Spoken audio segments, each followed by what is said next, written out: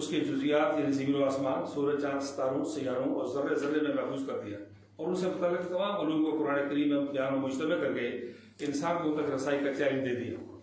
مذہب اور سائنس کوئی الگ الگ کائنات نہیں، دونوں کا بنیادی فعل سچ کی تلاش ہے، دونوں اپنے افعال میں معتبر اور مددگار ہیں، کائناتی پیدائش کے، انسان اور دیگر ذی حیات وجودوں کے۔ انسان روز اول سے اپنے خالق کے شواہد اور رموز و حقائق تک رسائی حاصل کرنے کے لیے کائنات کی جزیات کو مجاز کی پوڑی کے طور پر استعمال کرتا آ رہا ہے، اور یہی صحیح راستہ اور یہی سائنس ہے۔ اس کی سب سے بڑی مستند ترین مثال حضرت ابراہیم علیہ السلام کے اس تجسس اور غور و فکر کی ہے، جس کے بارے میں ارشاد باری تعالیٰ ہے مفہوم، اور ابراہیم کو ہم اس طرح زمین اور آسمانوں کا نظام سلطنت دکھاتے تھے، اور اس لیے دکھاتے تھے کہ وہ یقین کرنے والوں میں سے ہو جائے۔ حدیث قدسی میں فرمایا، انسان میرا راز ہے اور انسان کا راز ہوں۔ ان دونوں رازوں تک رسائی کا طریقہ ایک اور حدیث قدسی میں بتا دیا کہ جس نے اپنی ذات کو پہچانا اس نے مجھے اپنے رب کو پہچانا، من عرف نفسہ قد عرف ربہ۔ انسانی تخلیقی پیچیدگیوں اور اس میں پوشیدہ اسرار الہی تک رسائی کے لیے جہاں خدا کے خاص اور برگزیدہ بندوں پر عرفان و سبق کے بخشیدہ باب کھل رہے ہیں، وہاں ہم جدید سائنسی تحقیقی اور تجربات کے ذریعے آگے بڑھ رہے ہیں۔ ارض و سما اور انسانی نفس میں پوشیدہ رموز و حقائق کی تلاش اور ان تک رسائی کے بارے میں ارشاد خداوندی ہے۔ حقیقت یہ ہے، آسمانوں اور زمینوں میں بے شمار نشانیاں ہیں ایمان لانے والوں کے لیے۔ اسی آیت کے تناظر میں اگر ہم رسول کریم صلی اللہ علیہ وسلم کا یہ فرمان ذیشان دیکھیں تو نہ صرف کائنات میں خدا تعالیٰ کے اسرار اور رموز پر تحقیق کے لیے ترغیب دی گئی ہے، بلکہ اسے مومن کی میراث بھی قرار دیا گیا ہے۔ حکمت مومن کی گمشدہ میراث ہے، جہاں سے ملے لے لینا چاہیے۔ یہ اس سفر پر بھی دلالت کرتا ہے کہ سائنسی تحقیق کو قرآنی نظریات کے تابع اور ہم آہنگ رکھ کر ہی تسخیر کائنات کی منازل طے کی جا سکتی ہیں۔ قرآن کریم کی حقانیت اور اس کے تمام علوم کا منبع ہونے کے بارے میں فرمایا، عنقریب ہم ان کو اپنی نشانیاں آفاق میں بھی دکھائیں گے اور ان کے اپنے لفظ میں بھی، یہاں تک کہ ان پر یہ بات کھل جائے گی کہ یہ قرآن واقعی برحق ہے۔ کیا یہ بات کافی نہیں ہے کہ تیرا رب ہر چیز پر شاہد ہے؟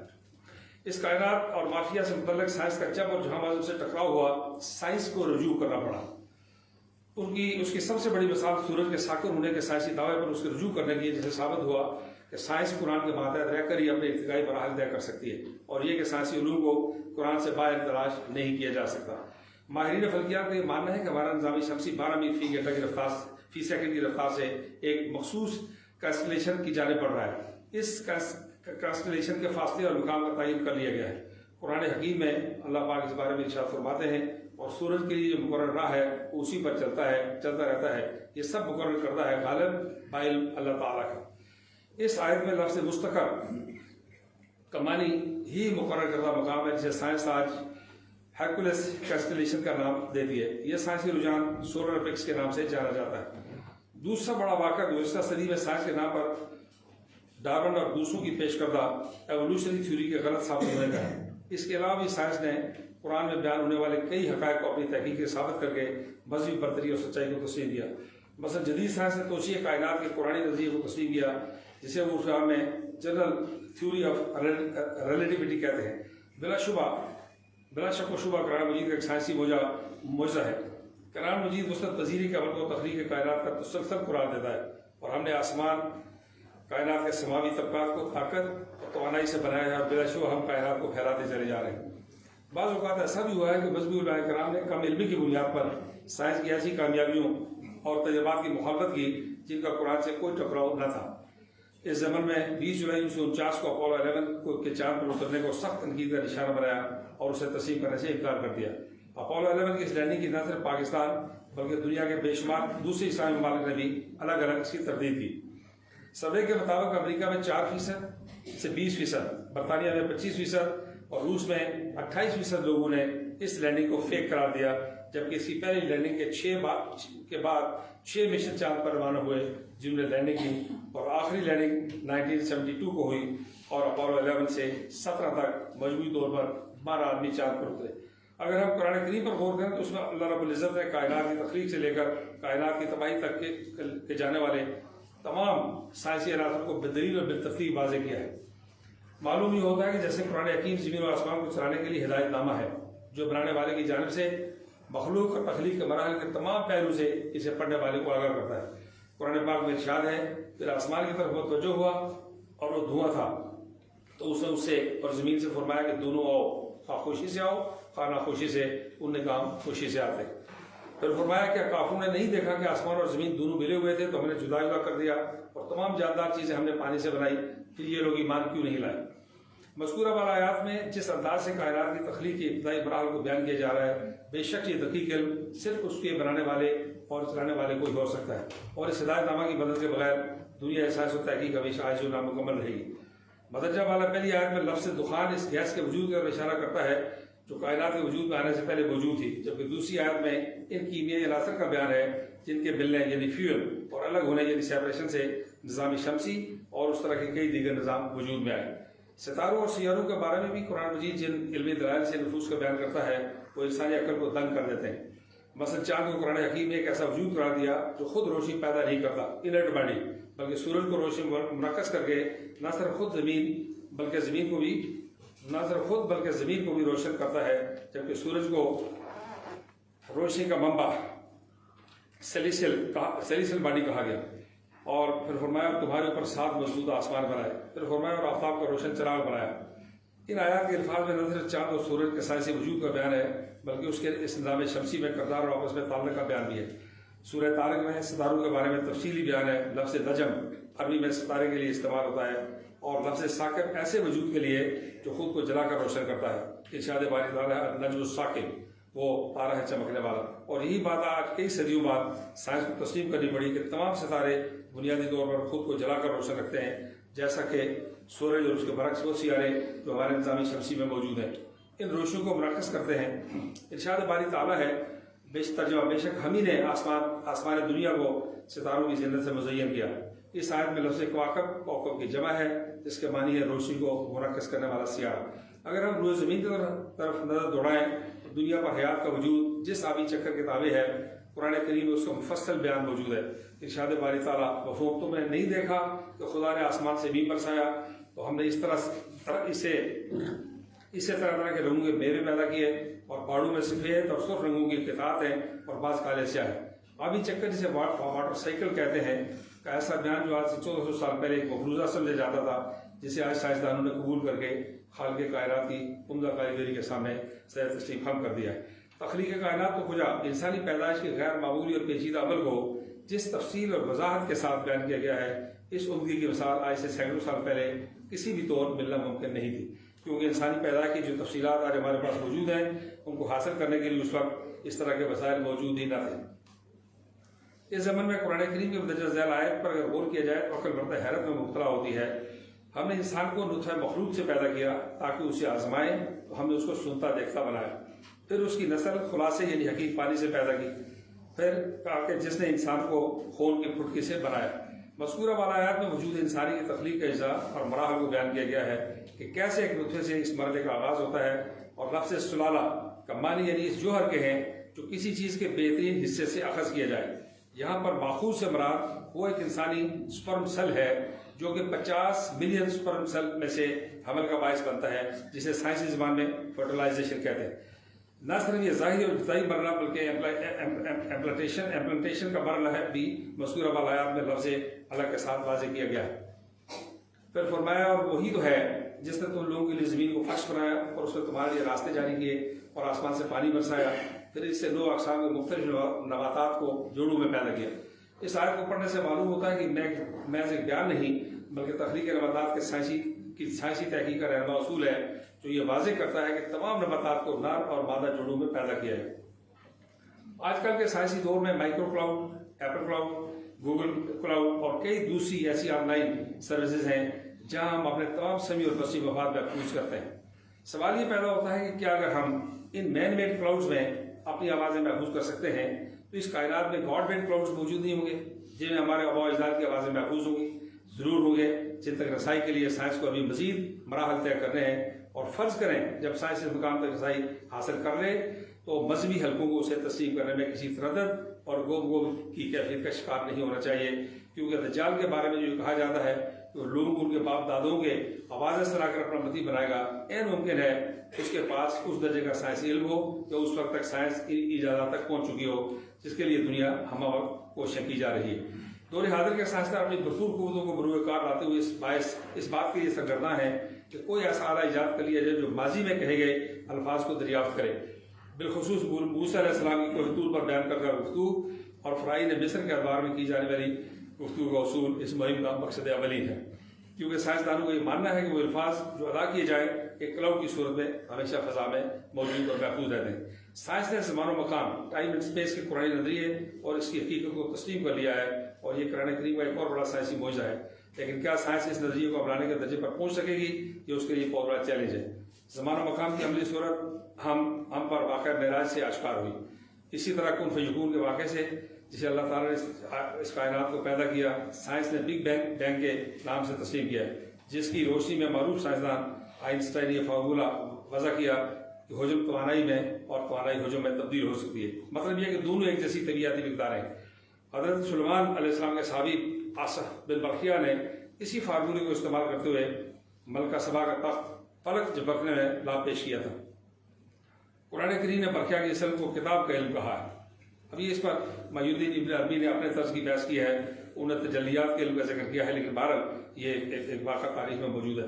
سائنس نے اس کمال تک پہنچنے میں بھی ابھی مزید ارتقائی مراحل سے گزرنا ہے، اور جن خوش قسمت انسانوں کی زندگیوں میں سائنس یہ کمال حاصل کر لے انہیں اسے تسلیم کرنے میں کوئی جھجک محسوس نہیں کرنی چاہیے۔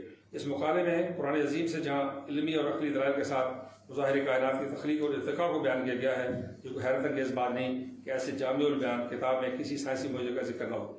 اس کی مثال اس فرعون مصر کی لاش ہے جس کے بارے میں اللہ تعالیٰ نے فرمایا کہ تو آج ہم تیرے بدن کو دریا سے نکالیں گے تاکہ تو آنے والوں کے لیے عبرت ہو، اور بہت سے لوگ ہماری نشانیوں سے بے خبر ہیں۔ دور حاضر میں فرعون کی اس ممی کے تناظر میں ہونے والے تجربات سے یہ بات سامنے آئی ہے کہ فرعون مصر کی لاش زیادہ دیر تک پانی میں نہیں رہی، کیونکہ لاش پر پانی میں غرق ہونے کے کوئی باقاعدہ آثار نہیں ہے۔ اس کے برعکس یہ لاش مکمل طور پر محفوظ ہے، اور باقی مردہ وجودوں کی طرح اس پر گزرے زمانے کے اثرات مرتب نہیں ہوئے۔ یہ بات عرصہ دراز سے دنیا کو انگوش بدرناک کیے ہوئے ہے، کیونکہ بائبل میں صرف فرعون کے ڈوبنے کا ذکر آیا ہے، جبکہ اس کے بعد ہونے والے تمام معاملے کو خدائے بزرگ برتر نے اپنی حکیم کتاب میں بیان کر دیا ہے، جس کا ذکر مذکورہ والا آیت میں ہے۔ سائنس کا اصول یہ ہے کہ وہ مفروض حقیقت میں بدلنے کے لیے تحقیق کرتی ہے، لیکن قرآن کریم میں مذکورہ واقعات میں وہ حقیقتیں ہیں جن سے سائنسی تحقیق کی راہیں ہموار ہوتی ہیں، اور یہ تحقیق اب تک جاری رہے گی، جس کی ہر آنے والے وقت میں اسلامی نظریات کا ہم آہنگ رہنما فطری اصول اس کے عین مطابق ہے۔ سائنسدانوں کے اندازے کے مطابق اس وقت تک کائنات کے صرف 4% حقائق سے پتہ اٹھا سکے ہیں، جبکہ 96% پردے میں ہیں۔ ایسے میں جدید سائنسی تحقیق کو قرآنی نظریات کے تابع اور ہم آہنگ رکھنے کی کوشش دور حاضر کے نئے چیلنج سے نمبردازہ ہونے کے لیے انتہائی ناگزیر اور قابل تقلید و تحسین ہے۔ ایک بار پھر ہم اپنے جوان سال مفکر اور دانشور محقق نعمت حمید بشر الدین صاحب، جنہوں نے اپنی کتاب سائنسی دور اور بزمی بیانیے میں اس لوگ علمی اور فکر انگیز موضوعات پر کامیابی سے قدم اٹھایا ہے، انہیں دل کی گہرائی سے مبارکباد پیش کرتا ہوں، اور اللہ کرے زور قلم اور زیادہ دعا گو ہوں کہ اللہ تعالیٰ انہیں مزید رہنمائی کرے، اور ہمیں اس سے استفادہ کرنے کی، پڑھنے کی، سمجھنے کی اور آگے لوگوں تک پہنچانے کی توفیق دے، اس لیے کہ پچھلی تمام تہذیبیں ایک خاص وقت کے لیے، ایک خاص قوم کے لیے، ایک خاص موقع کے لیے تھیں، لیکن اسلام کو اللہ تعالیٰ نے اس آخری تہذیب کو، آخری سویلائزیشن کو ساری تحقیقوں اور تہذیبوں کا مجموعہ بنا کے پیش کیا تاکہ قیامت تک آنے والے لوگوں کے لیے رہنمائی کا باعث رہے گی۔ میں ایک بار پھر منتظمین کا اور خواتین حضرات آپ کا، شرکاء محفل کا، کنٹریبیوٹرز کا، پینلسٹ کا دل کی گہرائی سے شکریہ ادا کرتا ہوں، اور اس افزائی کے لیے بھی شکریہ ادا کرتا ہوں۔ اللہ تعالیٰ ہمیں اس عمل میں مزید خیر برکت سے نوازے۔ وآخر دعوانا الحمدللہ رب العالمین۔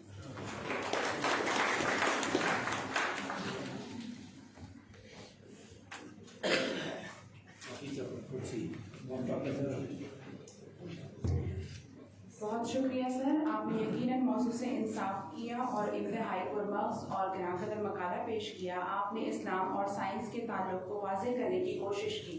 بلا شبہ اسلام دین فطرت ہے، اور یہ ممکن ہی نہیں کہ سائنسی حقائق اور اسلام میں کبھی کوئی تضاد نظر آئے۔ سائنسی طرز فکر انسان کو زراعت کی دنیا سے نکال کر حقیقت کی دنیا سے روشناس کراتی ہے، اسے قوت عطا کرتی ہے، اور اسلام بھی یہی کرتا ہے۔ اسی لیے کہا جا سکتا ہے کہ کھوجنا ہے تو کبھی کھوج نظام قدرت، کھوجنا ہے تو کبھی کھوج نظام قدرت، کھیلنا ہے تو کبھی ارض و سماوات سے کھیل۔ اب ہم بڑھتے ہیں پروگرام کے اگلے مقرر کی جانب. ہمارے آج کے سیمینار میں اظہار خیال کے لیے ہمارے ساتھ ڈاکٹر خالد مسعود صاحب, ڈاکٹر عمار ناصر صاحب, خورشید احمد ندیم صاحب, ڈاکٹر عائشہ قرۃ العین صاحبہ اور محمد حمید بشر رضوی صاحب موجود ہیں. اظہار خیال سے قبل مقررین سے درخواست ہے کہ وہ 10 سے 12 منٹ میں اپنی گفتگو کو سمیٹنے کی کوشش کریں. بہت شکریہ. اب میں دعوت دیتی ہوں جناب محمد حمید بشر رضوی صاحب کو. آپ گفٹ یونیورسٹی سے علوم اسلامیہ میں ڈاکٹریٹ کی تحقیق مکمل کر چکے ہیں. 2019 میں امریکہ کی یونیورسٹی سے 3 سالہ کورس مکمل کیا ہے. متحدہ قبائل فورم کے نام سے ایک سماجی تحریک اور ادراک انسٹیٹیوٹ کے نام سے ایک دانش کدے کا آغاز کر چکے ہیں. IRD کے بطور ریسرچ فیلو IRD سے منسلک ہیں اور در ادراک اور 3 طلاق ایک سماجی المیہ کے عنوانات سے آپ کی کتابیں منظر عام پر آ چکی ہیں. حال ہی میں ایک کتاب سائنسی دور اور مذہبی بیانیہ آئی ہے جو IRD سے ہی شائع ہوئی ہے اور آج اس کی ترتیب رونمائی ہے. میں ملتمس ہوں کہ وہ وقت کو ملحوظ رکھتے ہوئے اپنی گفتگو کا آغاز کریں.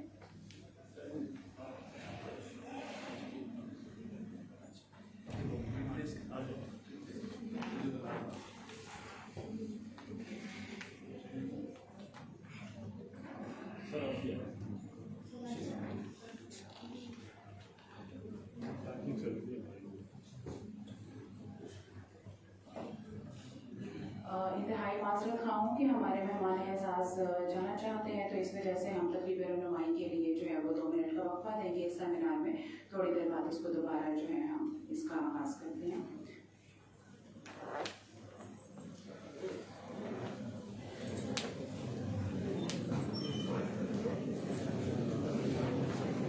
آپ سے درخواست ہے کہ پلیز خاموشی اختیار کریں اور SOPs کا خیال رکھیں. ماسک جو ہے اس کا اہتمام کریں اور اپنی نشستوں پر ہی رہیں.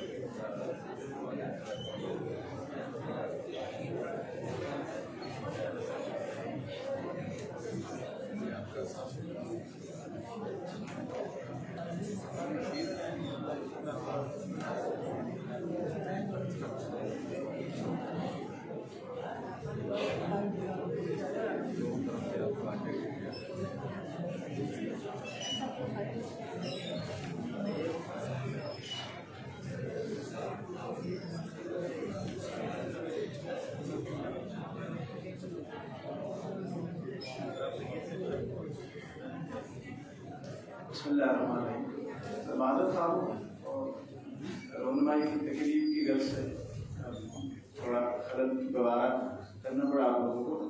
تو وقت چونکہ اتنا زیادہ لینے کی میں کوشش نہیں کروں گا اور یہ بھی اہتمام کروں گا کہ ایسی باتیں نہ کہوں کہ جس کے بعد آپ کو کتاب پڑھنے کی ضرورت کا احساس دل سے جاتا رہے. تو گو کہ میں نے اسی کے تھیم کو آپ کے سامنے تھوڑا بہت واضح کرنے کی کوشش کرنی ہے, لیکن اتنا زیادہ نہیں کہ اس کے بعد پڑھنے کی ضرورت وہ محسوس نہ ہو. تو سائنسی دور اور مذہبی بیانیے کے نام سے جس کتاب کی رونمائی میں آپ سب یہاں پہ جمع ہیں, اس کے تھیم کی تفہیم کے لیے اور اس موضوع کی تفہیم کے لیے بھی کچھ مختصر سی معروضات جو میں آپ کے سامنے پیش کرنے کی کوشش کروں گا. سب سے پہلے تو ہم جب سائنس کا لفظ بولتے ہیں اور اسی طرح مذہب کا, تو اس کا کچھ نہ کچھ تصور ہمارے ذہن میں ہونا چاہیے اور وہ اس طرح ہونا چاہیے کہ تفہیم میں ہمارے لیے تاکہ سہولت ہو سکے. جب ہم سائنس کا لفظ بولتے ہیں تو اس سے جڑی ہوئی 2 اہم چیزیں وہ پیش نظر رہنی چاہیے. ایک سائنسی حقائق کے عنوان سے میں اسے تعبیر کروں گا اور پھر اسی سائنسی حقیقتوں کو بنیاد بنا کے آگے جو سائنسی تھیوریز ڈیولپ ہوتی ہیں میں اس کو سائنسی تھیوریز سے تعبیر کرنے کی کوشش کروں گا. تو سائنس کو سائنسی حقائق اور سائنسی تھیوریز کی 2 شیڈز پہ رکھ کے ہمیں سمجھنے کی کوشش کرنی ہوگی. اور اسی طرح جب ہم مذہب کا لفظ بولتے ہیں تو اس میں بھی ہمیں یہ دو چیزیں پیش نظر رہنا ضروری ہے. ایک تو کچھ چیزیں وہ مذہبی حقائق کے نام سے ہیں، جیسے کہ اس کائنات کا ایک خالق ہے، ہم یہاں آزمائش کی غرض سے ہیں، مرنے کے بعد پھر ہم نے جی اٹھنا ہے، بعض بعد الموت. یہ ساری چیزیں ان کو ہم کہہ سکتے ہیں کہ یہ مذہبی حقائق ہیں. انہی حقائق کو بنیاد بنا کر جب مذہب اپنے کسی سماج سے امانگ ہونے کی کوشش کرتا ہے، جس عہد سے مربوط ہونے کی کوشش کرتا ہے، تو اس میں کچھ تھیوریز کا اضافہ ہو جاتا ہے. اس سے تعبیر مذہب، یہ مذہبی تھیوریز وہ ڈیولپ ہوتی ہیں. ان تھیوریز کی بنیاد پر پھر تفہیم مذہب یہ ہمارے سامنے آتی ہے. تو مذہب کو بھی ہم سہولت کے لیے ان دو کیٹیگریز میں تقسیم کر سکتے ہیں. پھر جب اپنے گرد و پیش پہ نظر رکھیں تو ہمیں احساس ہوتا ہے کہ موجودات کو دو کیٹیگریز میں ہم تقسیم کر سکتے ہیں. ایک کو ہم لفظ شہود سے تعبیر کر سکتے ہیں کہ جو انسانی علم اور تجربے کی براہ راست رینج میں ہو، اور دوسرا اس کو ہم غیب سے تعبیر کر سکتے ہیں. چونکہ مجھے گمان ہے کہ اس مجلس میں جتنے بھی لوگ تشریف فرما ہیں انہیں بہت زیادہ تفصیلات کی ضرورت نہیں ہے، اور اگر کوئی تشنگی رہ بھی گئی تو مجھے امید ہے کہ وہ کتاب کی صورت میں کسی دوسرے وہام سے وہ خود کو ہمکنار کرنے کی سہولت انہیں پیدا ہوتی رہے گی. تو شہود اور غیب دو چیزوں کا اگر ہم تفہیم کے لیے اپنے سامنے رکھیں تو شہود اور غیب کے بعد میں ہمیں یہ سمجھنا بہت ضروری ہے کہ غیب کے بارے میں جو کچھ بھی ہوگا ہمارے پاس وہ براہ راست انسانی علم کا حاصل ہم اسے نہیں کہہ سکتے. لیکن شہود کے بعد میں جو ڈسپلن آف نالج ہمیں بہت زیادہ قابل یقین دوسرے ڈسپلن کی نسبت جگہ پر کھڑے رکھے گا، اس کی بنیاد پہ ہم کوئی بھی اگلا علمی ڈسپلن کو وجود میں لانے کی کوشش کریں گے تو وہ ہمارے لیے زیادہ کارآمد ہو سکتا ہے. تو مذہبی ڈسپلن کے اندر جس چیز کو بہت قطعی اور حتمی سمجھا جاتا ہے اس کی ایک تعبیر مولانا احمد رضا خان صاحب بریلوی ان کے لفظوں میں بیان کروں. وہ فرماتے ہیں کسی ایک مسئلے پہ بحث کرتے ہوئے کہ جس مسئلے پر بہت سی آیات بھی ہوں، سدھا احادیث ہوں، اجماع امت ہو، یہ تین انہوں نے لفظ بولے ہیں کہ ایک تو ہمارے پاس آ گئی آیات، ایک بھی ہو تو کافی ہے، لیکن جس میں سدھا آیات ہوں اور پھر سدھا احادیث ہوں، اور پھر فرمایا کہ جس پر اجماع امت بھی ہو تو اس چیز کا، اس امر کا، دین کا ایک قطعی امر ہونے میں کوئی اختلاف بھی نہیں کیا جا سکتا، اور اس میں کوئی ابہام بھی نہیں رہ سکتا، اور وہ دین کا ایک ایسا قطعی امر ہے جس میں مجال انکار نہیں ہے. اسی اصول کو اپلائی کرتے ہوئے انہوں نے شہود کے بارے میں ایک رائے بیان کرنا چاہی. مذہب کی بنیاد پہ شہود کو سمجھنا، اگر شہود کا لفظ سمجھنے میں گرانی ہو رہی ہو تو میں اور آسانی کے لیے کائنات کو سمجھنے کی تعبیر اختیار کر دیتا ہوں. تو اس کی بنیاد پہ جب انہوں نے سمجھا تو انہوں نے فرمایا اسلامی مسئلہ یہ ہے کہ زمین و آسمان دونوں ساکن ہیں، یعنی ٹیکسٹ کی بیس پہ سدھا آیات، احادیث اور اجماع، یہ تین بنیادیں رکھ کے انہوں نے جائزہ لینے کی کوشش کی، زمین اور آسمان کی گردش کی، فلکیات کے مسئلے کو سمجھنے کی کوشش کی. تو اس کے نتیجہ انہوں نے یہ کیا کہ اسلامی مسئلہ ہے کہ زمین و آسمان دونوں ساکن ہیں، کواکب چل رہے ہیں، اور ہمارے اس معنی کی تو یہ عظمت شان ہے کہ مفسرین سے ثابت، تابعین سے ثابت، اجلہ صحابہ کرام سے ثابت، خود حضور سید الانام علیہ افضل الصلاۃ والسلام سے اس کی تصدیق کا حکم. اور آگے فرماتے ہیں کہ اور ان قریب ہم بفضل اللہ تعالی اور بہت آیات اور سدھا احادیث اور اجماع امت اور خود اقرار مجاہد کبیر سے اس معنی کی حقیقت اور زمین کا سکون مطلق ثابت کریں گے. اپنی کتاب فوز مبین میں انہوں نے اس تفصیل کو پورے شد و مد کے ساتھ بیان کیا ہے کہ اس متن کی بنیاد پہ یا آپ سمجھیں کہ مذہبی جو ایک تھیوری ہے قطعیت کی، اس کی بنیاد پہ جو انہوں نے ایک قطعی مسئلہ سمجھنے کی کوشش کی، اس کا نتیجہ ہمارے سامنے رکھا. لیکن آپ کے علم میں ہے کہ اس وقت جو دوسرا ڈسپلن آف نالج ہے جس کو ہم سائنس کی زبان میں سائنس کہتے ہیں، اس کی بنیاد پہ جو فلکیات، جدید فلکیات کا تصور ہے وہ بالکل ایک برعکس نتیجے پہ پہنچا ہوا ہے. اس طرح نہیں ہے کہ زمین بالکل ایک فلیٹ کی صورت میں ہے اور سورج وہاں سے طلوع ہوتا ہے اور غروب ہوتا ہے، جس طرح کا ایک تصور ہم عکس کرنے کی کوشش کرتے ہیں، اور جس کو مذہب کی بنیاد پہ خود مولانا رضا خان صاحب انہوں نے بھی اس کو اخذ کرنے کی کوشش کی. تو اس سچویشن میں ایک کلیش کی سی صورت پیدا ہو جاتی ہے. تو وہ فی الواقع مذہب اور سائنس کی کلیش بنتی ہے، یا کسی مذہبی تھیوری کی سائنس کے ساتھ کلیش بنتی ہے، یا یہ کہ وہ مذہبی تھیوری کی کسی سائنسی تھیوری کے ساتھ کلیش بنتا ہے. یہ ساری چیزیں پھر ظاہر ہے کہ ڈیبیٹیبل ہیں، ڈسکشنز ہیں. تو اپنی اس کتاب میں جو میں نے ابھی اسی سائنسی دور اور جدید سائنسی دور اور مذہبی بیانیے کے عنوان سے مرتب کی ہے، اس میں 5 بنیادی اہم بیانیوں کو بنیاد بنا کر اس کا تجزیہ کرنے کی کوشش کی ہے. ایک تو اس میں ایک نقطہ نظر کثیر المعانی متن کا ہے جس کا مفہوم یہ ہے کہ قرآن مجید کی آیات میں، جیسے کہ سردار عتیق صاحب تشریف لے گئے ہیں، انہوں نے بھی اپنی گفتگو سے کچھ آیات سے ایسے نتائج اخذ کیے ہیں جیسے اندازہ ہوتا ہے کہ اس دور کی جو سائنسی تحقیقات ہیں وہ قرآن ہی سے ماخوذ ہیں، یا یوں اندازہ ہوتا ہے کہ اس سے وہ معید ہے۔ تو کثیر المعانی متن کا مفہوم یہ ہے کہ قرآن مجید چونکہ وہ عالم الغیب و شہادہ، اس کا کلام اور اس کے میننگز میں اتنی کیپیسٹی ہے کہ ہر لفظ ہر عہد سے جڑا ہوا معنی میں دے سکتا ہے، اور کسی دور میں اگر کوئی اس کی تفہیم غلط تھی تو آئندہ آنے والا دور کم از کم شہود کے بعد میں اس کی کریکشن کرتا رہے گا۔ دوسرا ایک تصور ہے معنی میں ارتقاء کا، اور تیسرا ایک عدم تعارض کا کنسیپٹ ہے کہ سائنس کی ڈومین الگ ہے اور مذہب کی ڈومین ہی الگ ہے، دونوں کا دائرہ ایک دوسرے سے خلط نہیں ہوتا۔ تو یہ ایک تیسرا نقطہ نظر ہے۔ چوتھا مقصدیت اور نوعیت کا فرق ہے، جس کو علامہ شاہ کاشمیری نے جس کی طرف متوجہ کیا۔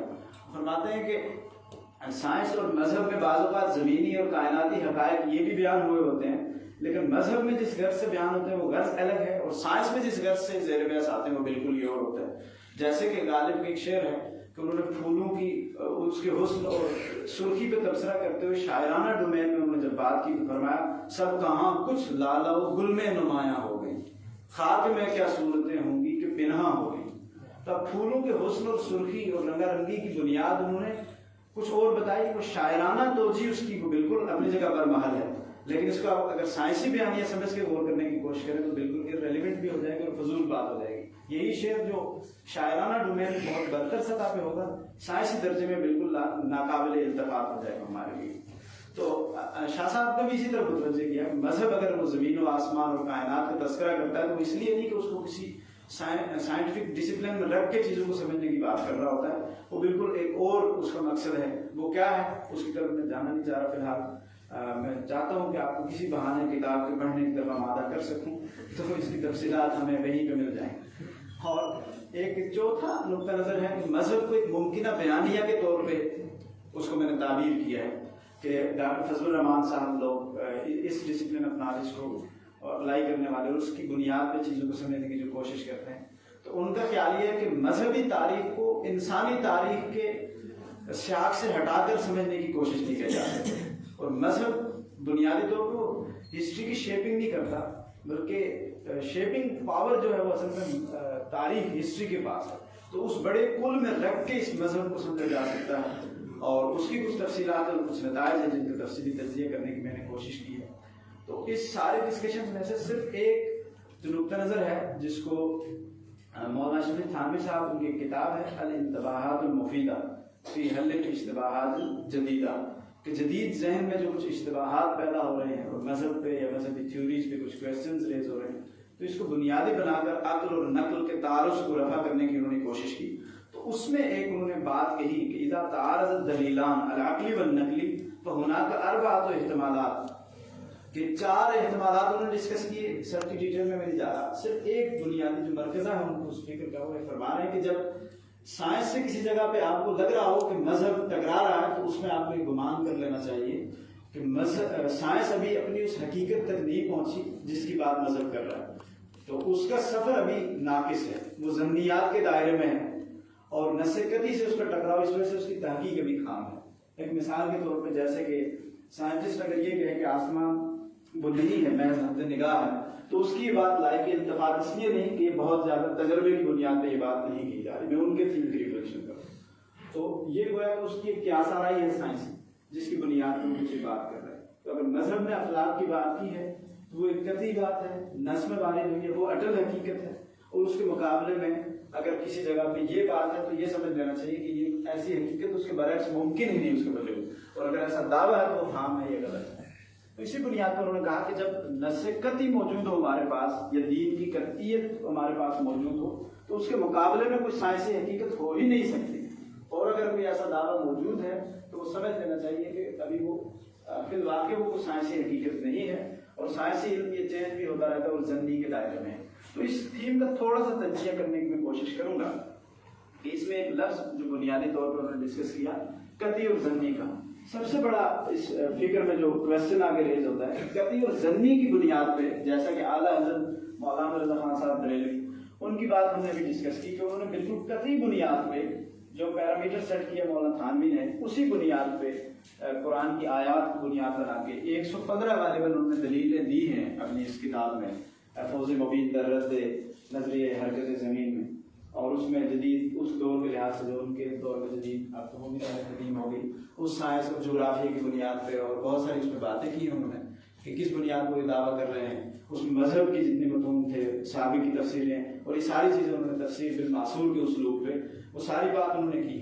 جب انہوں نے کر لی اسی پیرامیٹر پہ، اب نتیجے کے لحاظ سے ہم دیکھ رہے ہیں کہ اس وقت کا جو مذہبی ذہن ہے، مذہب سے وابستہ ہے، اور ایون اعلیٰ حضرت فاضل بریلوی ان کی فکر سے وابستہ کوئی صاحب علم بھی اگر وہ جدید علم کا کچھ درک رکھتا ہے تو قطعاً یہ دعویٰ کرنے کی پوزیشن میں نہیں ہے، اور وہ یہ سمجھتا ہے کہ جو سائنسی نالج نے، سائنسی علم نے جو جس سطح پہ ہمیں کھڑا کر دیا ہے، یا جو بات کہہ رہا ہے گلیکسی سائنس کے حوالے سے، تو وہ اپنی جگہ ایک حقیقت ہے، اور اس کے مقابلے میں جو مذہبی نیریٹو ہے وہ اپنی جگہ کوئی حقیقت نہیں ہے۔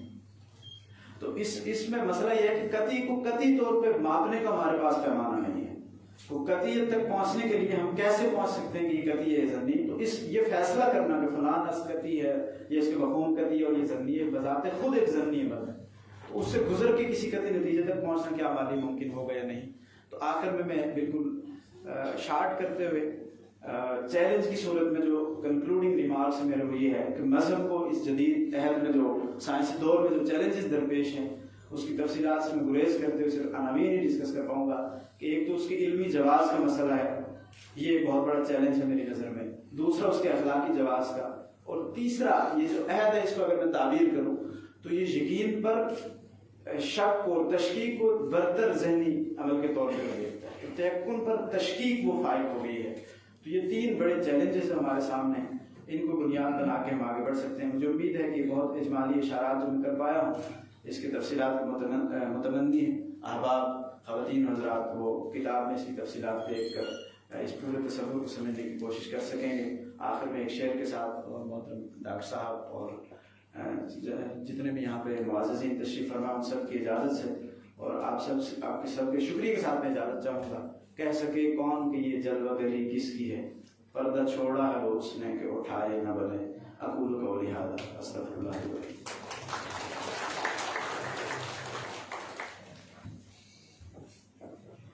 بہت شکریہ تھے عامر صاحب، ہم آپ کو آپ کی نئی کتاب کے حوالے سے مبارکباد پیش کرتے ہیں۔ ہمارے ساتھ اسٹیج پر ڈاکٹر خالد مسعود اور خورشید احمد علیم صاحب جو ہیں وہ تشریف لا چکے ہیں، میں انہیں بھی خوش آمدید کہتی ہوں۔ ہماری اگلی مقررہ ہیں ڈاکٹر عائشہ قرۃ العین صاحبہ، بین الاقوامی اسلامی یونیورسٹی کے شعبہ تقابلی ادیان میں بطور اسسٹنٹ پروفیسر اپنے فرائض انجام دے رہی ہیں اور آج کل صدر شعبہ اسلامیات بھی ہیں۔ چین سے PhD کر چکی ہیں۔ مطالعات مذہب سے متعلق آپ کے تحقیقی مقالات کئی موقع جرائد میں شائع ہو چکے ہیں۔ پاکستان میں مذہبی مطالعات کے متعلق HEC کے ایک تحقیقی منصوبے کی رکن بھی ہیں۔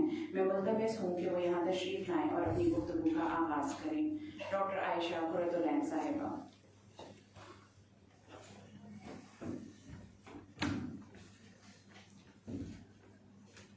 السلام علیکم ورحمۃ اللہ وبرکاتہ۔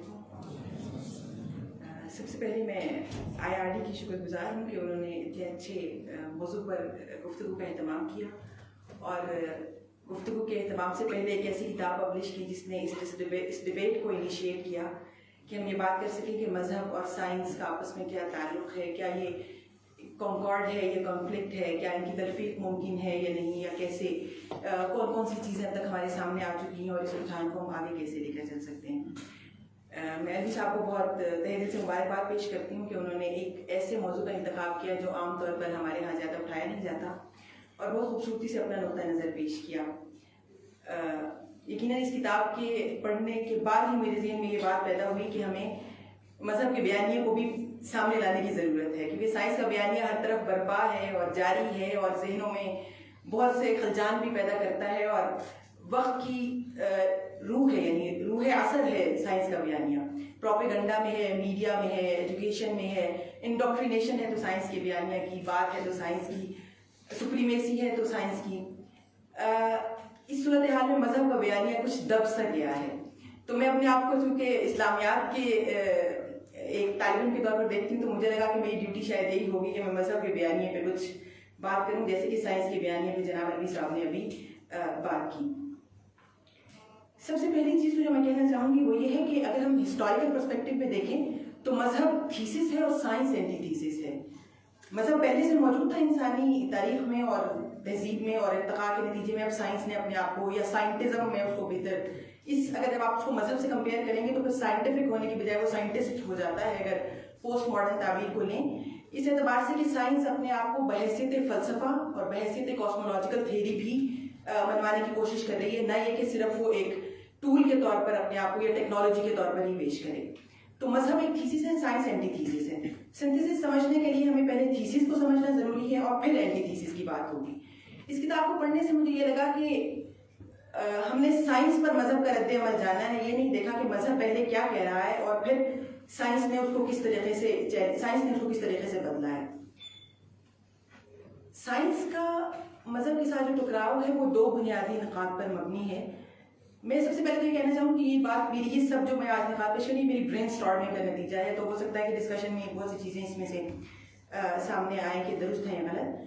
تو سب سے پہلی چیز جو سائنس اپنے آپ کو سمجھتی ہے وہ یہ ہے کہ ایوولوشن کی جو تھیوری تھی نا ڈارون کی، وہ ہسٹری میں بھی آئی اور پھر ہم نے یہ سپوز کر لیا کہ سائنس اس وقت انسانی ترقی کا سب سے بڑا مظہر ہے، یعنی اس وقت انسان اپنی تاریخ کی ایپیکس پوائنٹ پر موجود ہے. اور اس کا لازمی نتیجہ یہ نکلا کہ اس سے پہلے جو کچھ بھی بات ہو چکی ہے وہ آج سے نچلی کیٹیگری میں فال کرتی ہے، یعنی سائنس کی بات زیادہ اہم ہے، زیادہ درست ہے، اور جو بات آج سے پہلے انسانوں نے کی وہ درست نہیں تھی. یہ ایک طرح کا عقیدہ بن گیا. اس بات کی کوئی ریشنل جسٹیفیکیشن موجود نہیں ہے کہ انسان اب ایسی جگہ پر موجود ہے کہ جو عروج کی پیک ہے اور اس سے پہلے ایسا نہیں ہوا. آپ پرانی تہذیبوں کے آثار دیکھیے، بابل اور نینوا کی تہذیبیں دیکھیے، وہاں اہرام مصر میں جیومیٹری کے جو شاہکار ہیں وہ دیکھیے، اور اس کے علاوہ جتنی بھی بہت ساری، اب ہم جب آرکیولوجیکل ریکارڈز دیکھتے ہیں تو ہمیں معلوم ہوتا ہے کہ بہت پچھلی تہذیبوں نے سائنسی ترقی بھی بہت زیادہ کی ہے. تو اس بات کا کوئی واضح ثبوت ہمارے پاس موجود نہیں ہے کہ سائنس یقینی طور پر انسانی ترقی کا نقطۂ ارتقاء جو آخری ہے وہ اس وقت ہے.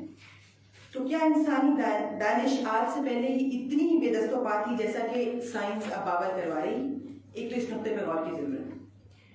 دوسری چیز یہ ہے کہ مذہبی بیانیہ اس طرح سامنے نہیں آ سکتا اگر ہم اس کو فریگمنٹس یا ریسپانسز کی فارم میں ہی دیکھیں. ضروری یہ ہے کہ ہم مذہب کے ورلڈ ویو کو ایز اٹ از دیکھیں کہ مذہب کیا کاسمولوجی پیش کرتا ہے. وہ کائنات، انسان اور اس کی تفہیم، کائنات اور انسان کی آپسی ربط، کائنات اور خالق کے ساتھ ربط کے لیے کیا پیراڈائمز دیتا ہے. اس کے بعد ہمیں یہ دیکھنا ہوگا کہ سائنس ان پیراڈائمز کو کیسے ڈیل کرتی ہے اور پھر یہ کانفلکٹ کس طرح سے سامنے آتا ہے. انسان نے ہمیشہ اپنی عقل اور اپنے حواس کا کائنات اور اس کے مظاہر کو سمجھنے کے لیے استعمال کیا ہے. آپ یونان میں دیکھ لیجیے، روم میں دیکھ لیجیے، اس کے بعد کی تہذیبیں دیکھ لیجیے، مسلمانوں کی اور کرسچنس کی پوری فلسفی کی ہسٹری دیکھ لیجیے. انسان ہمیشہ اپنے دور میں اپنی زندگی کو آرام دہ بنانے اور فطرت کے مظاہر کو سمجھنے کی کوشش میں لگا رہا ہے. اس لیے یہ کہنا درست نہیں ہے کہ آج سے پہلے سائنس موجود نہیں تھی اور ابھی وجود میں آئی. ابن رشد ہیں اور غزالی ہیں، انہوں نے خیر فلسفے کی بات کی، لیکن ابن الحیثم ہے، البیرونی ہے، خوارزمی ہے، اسلام کی بہت ساری جو ہے اس میں کنٹریبیوشن موجود ہے. فرق اتنا رہا ہے کہ انسان نے پہلے جو سائنس پیش کی ہے اس میں خدا کی بنائی ہوئی کائنات کو خدا کے دیے ہوئے حواس اور عقل و روح کی صلاحیتوں کو بروئے کار لاتے ہوئے دیکھا اور جانا ہے. اس طرح میکانزم کو بھی ایکسپلین کیا ہے اور ایجنسی کو بھی ایکسپلین کیا ہے کہ کیسے ہو رہا ہے یہ میکانزم ہے اور کیوں ہو رہا ہے یہ ایجنسی ہے.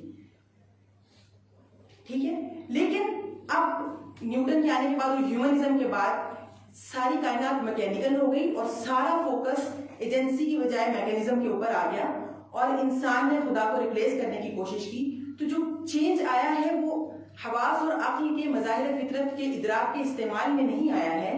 چینج آیا ہے پرسپیکٹو میں کہ آپ نے خدا کی بنائی ہوئی کائنات کو سمجھنا ہے یا انسان نے صرف کائنات کو سمجھنا ہے، یعنی خدا کا ایلیمنٹ مائنس کرنا ہے اور تھیسٹک کی بجائے آپ نے نان تھیسٹک یا ہیومنسٹک ایلیمنٹ سے اس کو ریپلیس کر دینا ہے. تو جو چیز نئی ہے وہ یہ ہے کہ کائنات کو مشین بنایا اور سوسائٹی اور انسان کے رویوں کو ٹوٹلی میکینائزڈ کر کے پیش کیا، جس میں مکمل فوکس میکانزم کے اوپر ہے اور سبب کے اوپر اس طرح سے نہیں. یہ دو نکات ہیں جو میں سمجھتی ہوں کہ سائنس کو سمجھنے سے پہلے یہ سائنس اپنی بنیاد کن دو ہائپوتھیسس پہ رکھتی ہے، اور یہ وہ ہائپوتھیسس جو پری سپوز ہائپوتھیسس ہیں یہ وہ حقائق ہیں جو سائنس کے بیانیے میں یوں چھپے ہوئے ہیں کہ ان پر سوال نہیں اٹھایا جاتا. سائنس اپنا جو پورا مقدمہ پیش کرتی ہے وہ ان دو سپوزیشن پہ کرتی ہے کہ ہم سب سے ترقی یافتہ ہیں، اس لیے جو بات ہم کریں گے وہ باقی تمام پہلے کی جانے والی باتوں سے بہتر ہوگی، اس پہ سوال نہیں ہوتا کیونکہ آپ ایولیوشن کی ٹاپ پر ہیں. یہ بات آپ نے سمجھا دی، لوگوں کو دکھا دی، بتا دی، ذہن نشین کرا دی. اور دوسری چیز یہ ہے کہ آپ نے میکینزم کے اوپر بات کرنی ہے، ایجنسی کے اوپر بات نہیں کرنی. ٹھیک ہے، یہ دو پری سپوزیشنز ہوئی. اس کے بعد میں آپ کو یہ بتانا چاہتی ہوں کہ جب آپ مذہب کے مقدمے کی بات کرتے ہیں تو ہم اسلام کی بات نہیں کر سکتے، اور اگر اسلام کی بھی بات کریں تو ہم صرف بدِ صغیر سے بات کرنا شروع نہیں کر سکتے. مذہب اپنے ایک کنسالیڈیٹڈ ورلڈ ویو کے ساتھ انسانی زندگی کے آغاز کے ساتھ ہی موجود ہے، جیسا کہ میرے سے پہلے مقررین نے بھی یہ بات کہی اور سائنس بھی اس بات کا اقرار کرتی ہے. تو کچھ چیزیں ایسی ہیں جو مذہب کی کاسمولوجی میں بحیثیت تقابل ادیان کے طالب علم مجھے لگتا ہے کہ وہ مشترک ہیں، خواہ وہ مذہب ابراہیمی ہو یا آپ جن کو ہم بات کرتے ہیں کہ ہندوستانی مذاہب ہیں، یہ چینی مذاہب ہیں، یہ یونانی فلسفہ ہے، یا باقی جو بھی، یعنی مذہب کے نام پہ جو ٹریڈیشن موجود ہے اس کی کاسمولوجی میں کچھ پوائنٹس ایسے ہیں جن کو آپ کامنلی آئیڈینٹیفائی کر سکتے ہیں جو سب کے اندر پائے جاتے ہیں. پہلی چیز یہ ہے کہ مذہب ایک گریجویٹڈ یونیورس کی بات کرتا ہے، ورٹیکل کاسمولوجی کی بات کرتا ہے. مذہب ان چیزوں کو مائنس نہیں کرتا جن کی سائنس بات کرتی ہے، مذہب ان کو ایک کنیکشن کے ساتھ بیان کرتا ہے. یہ میں آپ کے سامنے مذہب کا بیانیہ رکھ رہی ہوں. فریگمنٹڈ بیانیہ مذہب کا بیانیہ نہیں ہے کہ تھانوی صاحب نے کیا کہا ہے یا میں یہ کہوں کہ ابن حزم نے کیا کہا ہے یا غزالی نے یہ کیا کہا ہے. وہ شخصیات کے بیانیے ہیں. مذہب کا بیانیہ وہ ہوگا جس پر انسانی تاریخ نے مشترک طور پر ایک اجماعی جو ہے وہ فکر ڈیولپ کی. تو مذہب اجماعی طور پر ایک عمودی کاسمولوجی ڈیولپ کرتا ہے، افقی نہیں. عمودی کاسمولوجی کا مطلب یہ کہ ایک ایکسس ہے جس کے گرد ایگزسٹنس کے پلینز ہیں، جو وجود موجودات ہیں ان کی لیولز ہیں، سفیئرز ہیں جو اس ایکسس کے گرد ہیں، اور وہ ایکسس جو ہے وہ سینٹریپیٹل فورس کے ساتھ ان سب کو اٹریکٹ کر رہا ہے اور ایک آرگینک ہول کے طور پر پوری کائنات اس کے گرد ایگزسٹ کر رہی ہے. اب اس میں کارپوریل کی نفی نہیں ہے، صرف ایک ہائرارکی ڈیولپ ہو گئی ہے جس میں کارپوریل چیزیں نیچے آ رہی ہیں اور اس کے اوپر مذہب کے مطابق نان کارپوریل چیزیں اوپر آ رہی ہیں. تو یہ گریجویٹڈ یونیورس بنے گی جس میں ایکسس جو ہے وہ سینٹریپیٹل فورس کے ساتھ اس کا جو ریڈیس ہے اس کے گرد باقی ساری چیزیں ہیں. اس طرح کائنات اپنے مرکز سے بھی جڑی رہے گی اور کائنات کا ایک حصہ دوسرے حصے سے بھی جڑا رہے گا. مجھے لگتا ہے کہ میں نے اپنی بات زیادہ فلسفائز شاید کر دی ہے، لیکن میرا بات کرنے کا مطلب یہ ہے کہ کائنات کی تمام موجودات اپنے ایکسس کے ساتھ جڑے ہونے کی وجہ سے ایک دوسرے سے بھی جڑی ہوئی ہیں اور اوپر کے پلین سے بھی جڑی ہوئی ہیں اور نیچے کے پلین سے بھی. پلین سے میری مراد سفیئرز ہے، یعنی نیچے کارپوریل گریجویشن ہے. جیسے آپ سمجھ لیجیے کہ درمیان میں زمین ہے، اوپر آسمان ہے اور نیچے فار ایگزامپل ہیل ہے. اگر آپ ٹریڈیشنل کاسمولوجیز کی بات کریں تو سب سے اوپر کا درجہ ہائرارکی میں اوپر والی چیز کا ہوتا ہے، اس کے بعد نیچے والی کا، اور سب سے نچلی چیز جو ہے وہ سب سے کم تر درجے کی ہوتی ہے. ٹھیک ہے، اب ایک لیول ہے ایکسس کے ساتھ ان کی کلیکشن کا اور دوسرا ہے کمپلیکسٹی کا. جو ہائر لیول ہے مذہب کے مطابق وہ لوور لیول کو انکلوسیو ہے. ہائر کے پاس لوور کا نالج انٹرنسیکلی موجود ہے. ٹھیک، ایک یہ چیز ہوگی. دوسرا، یہ مذہب کے بیانی کا پہلا نقطہ ہے. دوسری چیز یہ ہے کہ انسان کائنات سے کیسے متعلق ہے. مذہب کے مطابق انسان مائکروکازم ہے اور کائنات میکروکازم ہے، یعنی انسان جو ہے وہ کائنات کا مرر امیج ہے. اگر آپ نے انسان کو سمجھنا ہے تو آپ کائنات اور انسان کو اکٹھا سمجھا جا سکتا ہے کیونکہ وہ ایک دوسرے کے ساتھ کنیکٹڈ ہے. جیسے کہ ابھی راجہ صاحب نے بہت اچھی بات کی تھی، انہوں نے فرمایا کہ انسان کے اندر بھی آپ یہ ہائرارکی دیکھ سکتے ہیں. یعنی ہائرارکی جو ہے وہ نیچرل ہے، یونیورس میں ہر جگہ نظر آتی ہے. سر سب سے اچھی چیز ہے نا، تو وہ سب سے اوپر ہے. اس کے بعد آپ کا دل ہے، پھر آپ کا ظاہر ہے کہ نظام انہضام ہے، اس کے بعد آپ کا نظام اخراج ہے، تنفس درمیان. تو یہ ہائرارکی جس طرح مائکروکازم میں ریفلیکٹڈ ہے، اسی طرح یہ ہائرارکی میکروکازم میں بھی اسی طریقے سے ریفلیکٹڈ ہے. تو انسان کی ذات جو ہے وہ کائنات کا آئینہ ہے. اب جب مذہب اپنا یہ بیانیہ پیش کرتا ہے جس میں سب چیزوں کو جوڑتا ہے اور انسان کو بحیثیت موجودات، یعنی بحیثیت انسان کائنات میں سب سے بالا تر رکھ دیتا ہے، تقریب انسانی کی بات کرتا ہے کہ جتنے بھی موجودات آپ کے گرد موجود ہیں آپ سب سے اوپر ہیں. اب کائنات کا تعلق انسان سے یوں بھی پیدا ہوا کہ انسان کائنات کا عکس ہے، اور یوں بھی پیدا ہوا کہ وہ موجودات کی ہائرارکی میں جیسے میں نے بتایا ایکسس سے جڑا ہوا ہے. جب اس طرح جڑا ہوا ہوگا چیزوں کے ساتھ تو پھر ایلینیشن نہیں ہے، پھر آپ کا ایک ڈائریکٹ تعلق ہے، پھر آپ اسی کا ایک حصہ ہے. جب آپ کائنات کو سمجھ رہے ہیں تو آپ اپنے آپ کو سمجھنے کی کوشش کر رہے ہیں اور اپنے اپنے آپ کو سمجھنے میں اور کائنات کو سمجھنے میں تینوں ہولسٹک پرسپیکٹو کی مذہب بات کرتا ہے. جسم کی کوالٹیز سے بھی سمجھیں, عقل کی کوالٹیز سے بھی سمجھیں, اور روح یا دل کی کوالٹیز سے بھی سمجھیں. تو مذہب یہاں سائنس کی نسبت زیادہ انکلوسیو ہو کے آپ کو کائنات کو سمجھنے کی دعوت دیتا ہے. وہ یہ نہیں کہتا کہ آپ سینشل ایکسپیریمنٹ نہ کریں, ایکسپیرینسز نہ کریں, یا آپ انٹلیکچوئل ایکسپیرینسز نہ کریں, بلکہ تینوں چیزوں کو سائنس, جسم, عقل اور روح تینوں کو ملا کے بات کرنے کی وہ کوشش کرتا ہے. تیسری چیز مذہب کے اندر ماورا کا تصور ہے کہ جو چیز آپ کو نظر آ رہی ہے ہمیشہ صرف وہی نہیں ہے, بلکہ یہ سمبل ہے, ریفلیکشن ہے, پوائنٹ کر رہی ہے کسی چیز کی طرف. اور اسی کی کھوج میں فلسفہ, آرٹ اور لٹریچر کے اعلیٰ ترین مذاہب کا جنم ہوا ہے, جیسا کہ ہم دیکھتے ہیں انسانی تاریخ میں. تو یہ تین چیزیں میں آپ کے سامنے اس لیے رکھی کہ یہ تین چیزیں میری نظر میں مذہب کا بیانیہ ہے, اور میرا مقدمہ یہ ہے کہ انسان کی فطرت میں یہ تینوں چیزیں گڑی ہوئی ہیں, ان کو آپ نکال نہیں سکتے. اب گریجویٹڈ یونیورس کو سائنس نے بھی ایکسیپٹ کیا ہے, لیکن اس نے گریجویشن کو صرف کارپوریل کے اندر رکھ دیا ہے. جیسے کہ آپ دیکھیں کہ آپ کے پاس ایک میگا ورلڈ ہے جو کہ آپ کے اسٹرانومرز کی ورلڈ ہے, پھر آپ کے پاس میکرو ورلڈ ہے جو آپ کے ایوریڈ ایکسپیرینس کی ہے, پھر مائکرو ورلڈ ہے جو کلاسیکل فزکس کی ہے, پھر کوانٹم ورلڈ ہے. یعنی گریجویشن کی جو ہائرارکی ہے سائنس میں بھی موجود ہے. پھر دوسری چیز انسان کے اپنے ہونے کی, اس کی سائنس بالکل بات نہیں کرتی. انسان اور کائنات کے رب کی بات نہیں کرتی.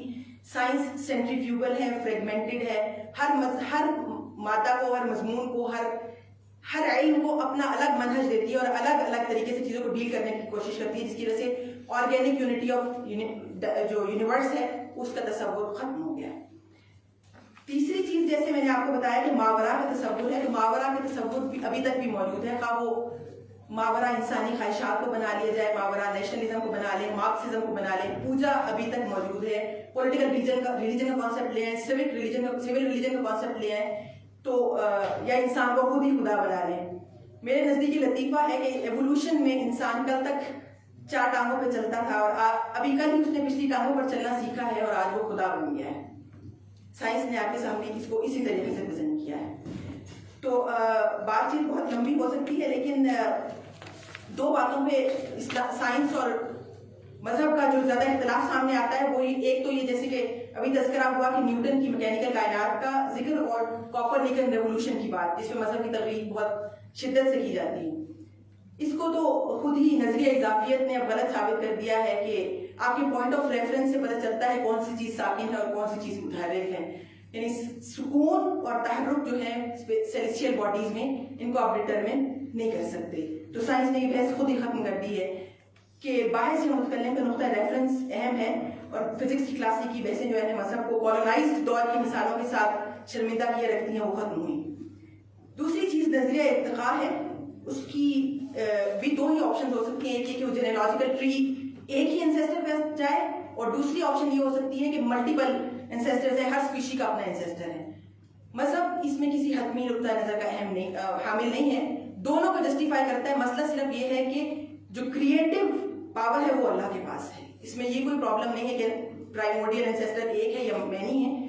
بات صرف اتنی ہے کہ ایک خالق ہے جس سے یہ قوت تخلیق, جس کی قوت تخلیق سے یہ ساری چیزیں وجود میں آئیں. تو ایجنسی آف گاڈ پر اصرار ہے کہ یہ ساری جو تخلیق ہے یہ اتفاقات کی وجہ سے نہیں ہو سکتی. اس میں جو ترتیب ہے, جو تنظیم ہے, جو توازن ہے, جو ترابط ہے, وہ بغیر کسی پلانر کے ممکن نہیں ہے.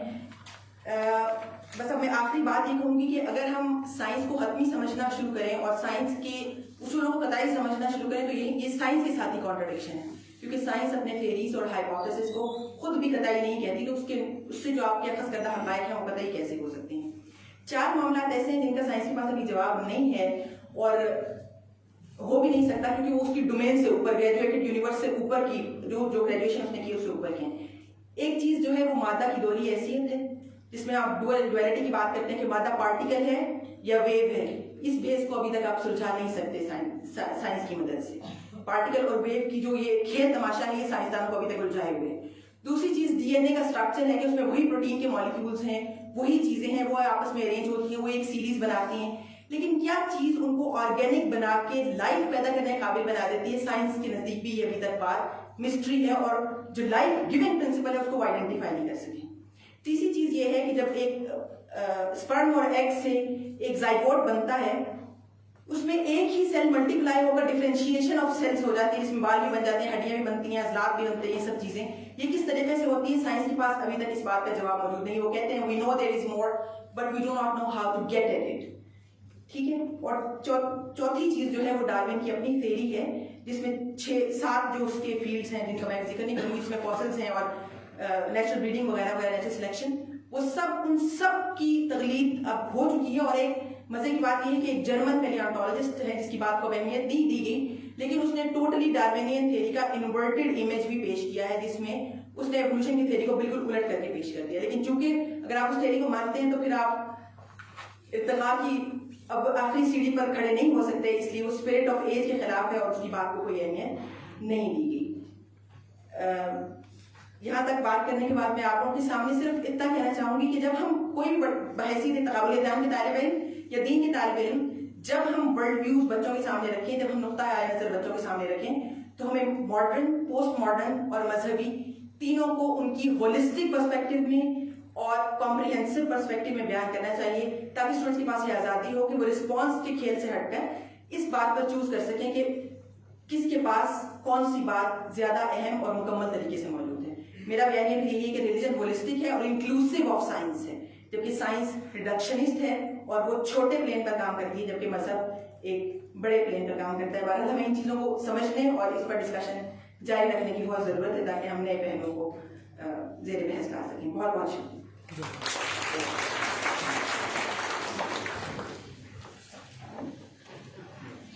یہ تھی ڈاکٹر عائشہ قرۃ صاحبہ, جنہوں نے مذہب کا دفاع بڑی خوبصورتی سے کیا. ایسا ہی ایک دفاع علامہ محمد اقبال نے اپنے دوسرے خطبے میں کیا تھا. آپ کہتے ہیں پھر حقیقت مختلف قدرتی علوم لاتعداد گدھوں کی طرح ہے جو فطرت کی لاش کو نوچ رہے ہیں, اور ہر ایک علم اس لاش کا ایک ٹکڑا لے کر الگ ہو جاتا ہے. اس کے برعکس مذہب کلی حقیقت کا مطالبہ کرتا ہے. اسے حقیقت مطلق کے جزوی نقطۂ نگاہ یعنی سائنس سے خوفزدہ ہونے کی ضرورت نہیں ہے. ہمارے اگلے معزز مہمان ہیں خورشید احمد ندیم صاحب. آپ اسلامی نظریاتی کونسل کے رکن اور ادارہ تعلیم و تحقیق کے چیئرمین ہیں. Commission on Islamization of education کے سیکرٹری رہے ہیں. ادارہ تحقیقات اسلامی اور اس کے جریدے سے وابستہ رہے ہیں. اسلام اور پاکستان 20ویں صدی کا اسلام, اسلام کا تصور, جرم و سزا, علم کی اسلامی تشکیل اور اسلامی معاشرے میں اختلاف کے آداب جیسی کتابوں کے مصنف ہیں. 1996 سے قومی اخبارات میں کالم لکھ رہے ہیں اور اس وقت روزنامہ دنیا سے وابستہ ہیں. اپنی علمی, صحافتی اور ادبی خدمات پر صدارتی تمغہ برائے حسن کارکردگی 2016 سے بھی نوازے جا چکے ہیں. میں درخواست گزار ہوں کہ وہ یہاں تشریف لائیں اور موضوع کی مناسبت سے اپنے خیالات کا اظہار کریں. خورشید احمد ندیم صاحب.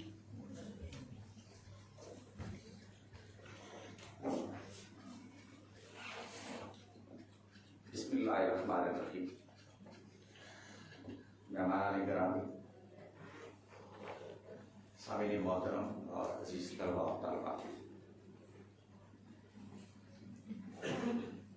مذہب اور سائنس سے ہی کہا گیا کہ کوئی نیا موضوع نہیں ہے, لیکن میرا خیال یہ ہے کہ اس بحث کی ڈائمینشن سب بالکل تبدیل ہوتے رہے گی. آج سائنس کا مقدمہ یہ ہے کہ ایک نیا انسان معرض تخلیق میں ہے.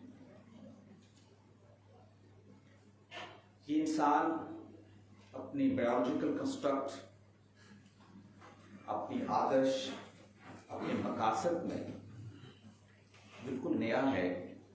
اس سے پہلے اس کی کوئی مثال موجود نہیں.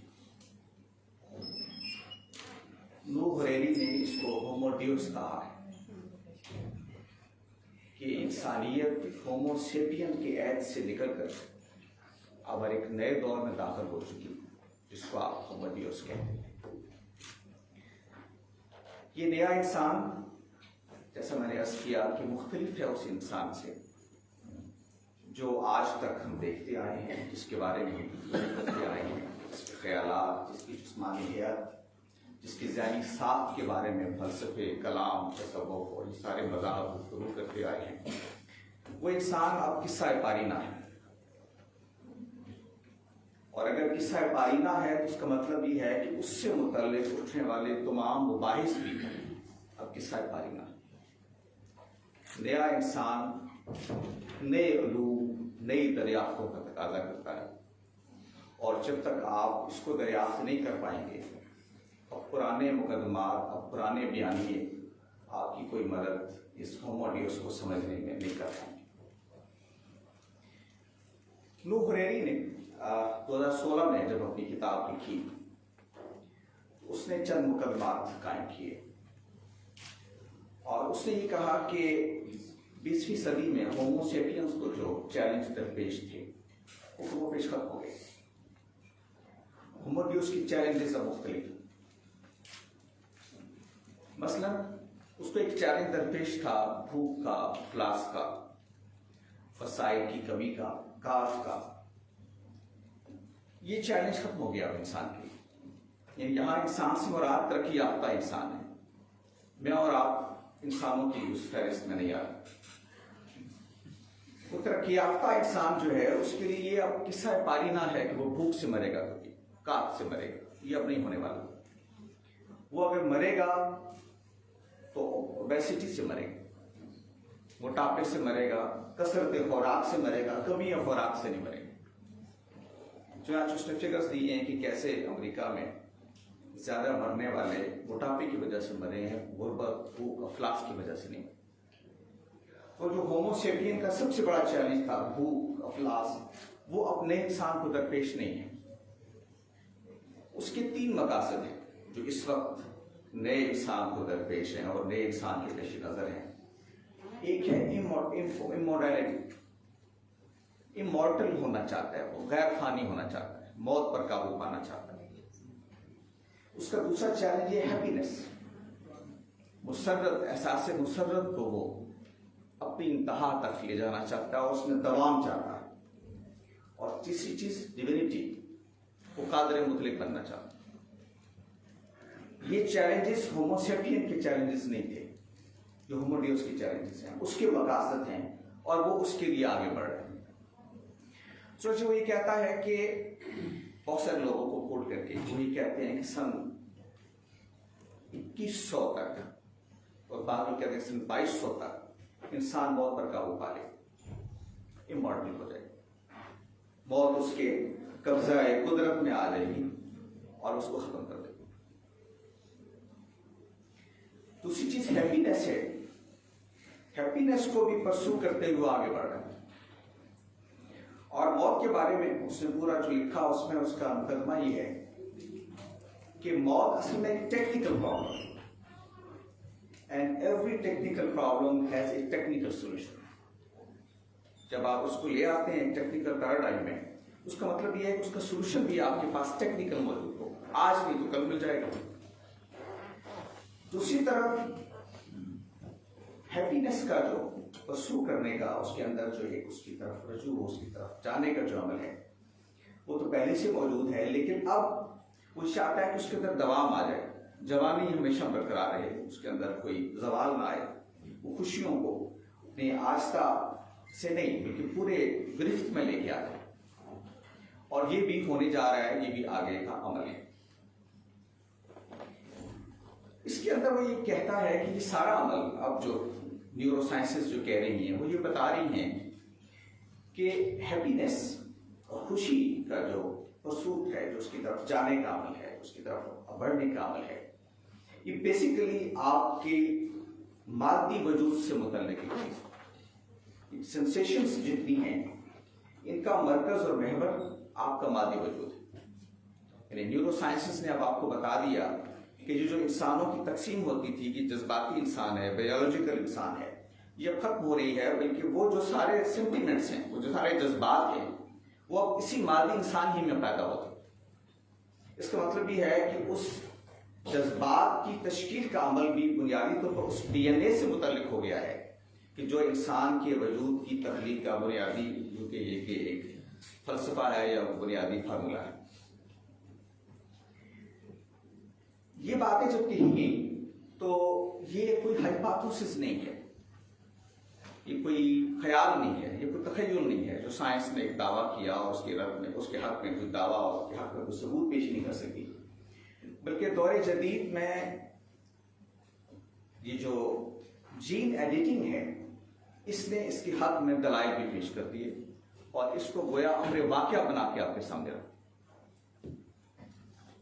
یعنی یہ جین ایڈیٹنگ کے بارے میں آپ جانتے ہیں کہ جو اب کرسپر ٹیکنالوجی آئی ہے، یہ 50-60 سال سے جاری عمل ہے جینیٹک انجینئرنگ کا، جو اب کرسپر ٹیکنالوجی کے ذریعے گویا بہت عروج پہ اور بہت آسان ہو گیا، ہر آدمی اس کو کر سکتا ہے. گلی اور بازار میں جب ہونے جا رہا ہے، جو پہلے شاید ایک ڈولی کے نام سے آپ کو یاد ہوگا، ایک بھیڑ 1978 میں تخلیق ہوئی تھی، کلوننگ کا ایشو ہوا تھا، وہ اب پروسیس اتنا آگے چلا گیا، اتنا ڈیولپڈ ہو گیا، اتنا آسان ہو گیا کہ اب گلی اور بازار میں کرسپر ٹیکنالوجی کا استعمال ہوگا. اور کرسپر ٹیکنالوجی جو ہے وہ اصل میں ایک نئے انسان کی تخلیق کی بنیاد ہے اور یہ بڑے پیمانے پر ہونے جا رہا ہے اور اس کی بہت ساری مثالیں عملاً پیش کی جا سکتی ہیں. مثلاً یہ کیا ہے، یعنی جین ایڈیٹنگ کیا ہے؟ جین ایڈیٹنگ یہ ہے کہ انسان کی تخلیق کا جو بنیادی فارمولہ ہے اس کو ہم اپنی مرضی سے تخلیق کر سکتے ہیں، اپنی مرضی سے ترتیب دے سکتے ہیں. گویا یہ معاملہ خدا کے ہاتھ میں نہیں رہا سائنس کے مطابق، وہ جیسا چاہے انسان تخلیق کرے، بلکہ یہ حق انسان نے اپنے پاس رکھ لیا ہے کہ وہ جیسا چاہے انسان اپنی مرضی سے تخلیق کرے. یہ ڈی این اے میں جس کو آپ جین ایڈیٹنگ کہتے ہیں کیا ہے کہ 6 بلین لیٹرز ہیں جس کے ذریعے یہ سارا جینیٹک پروسیس ہوا ہوا ہے.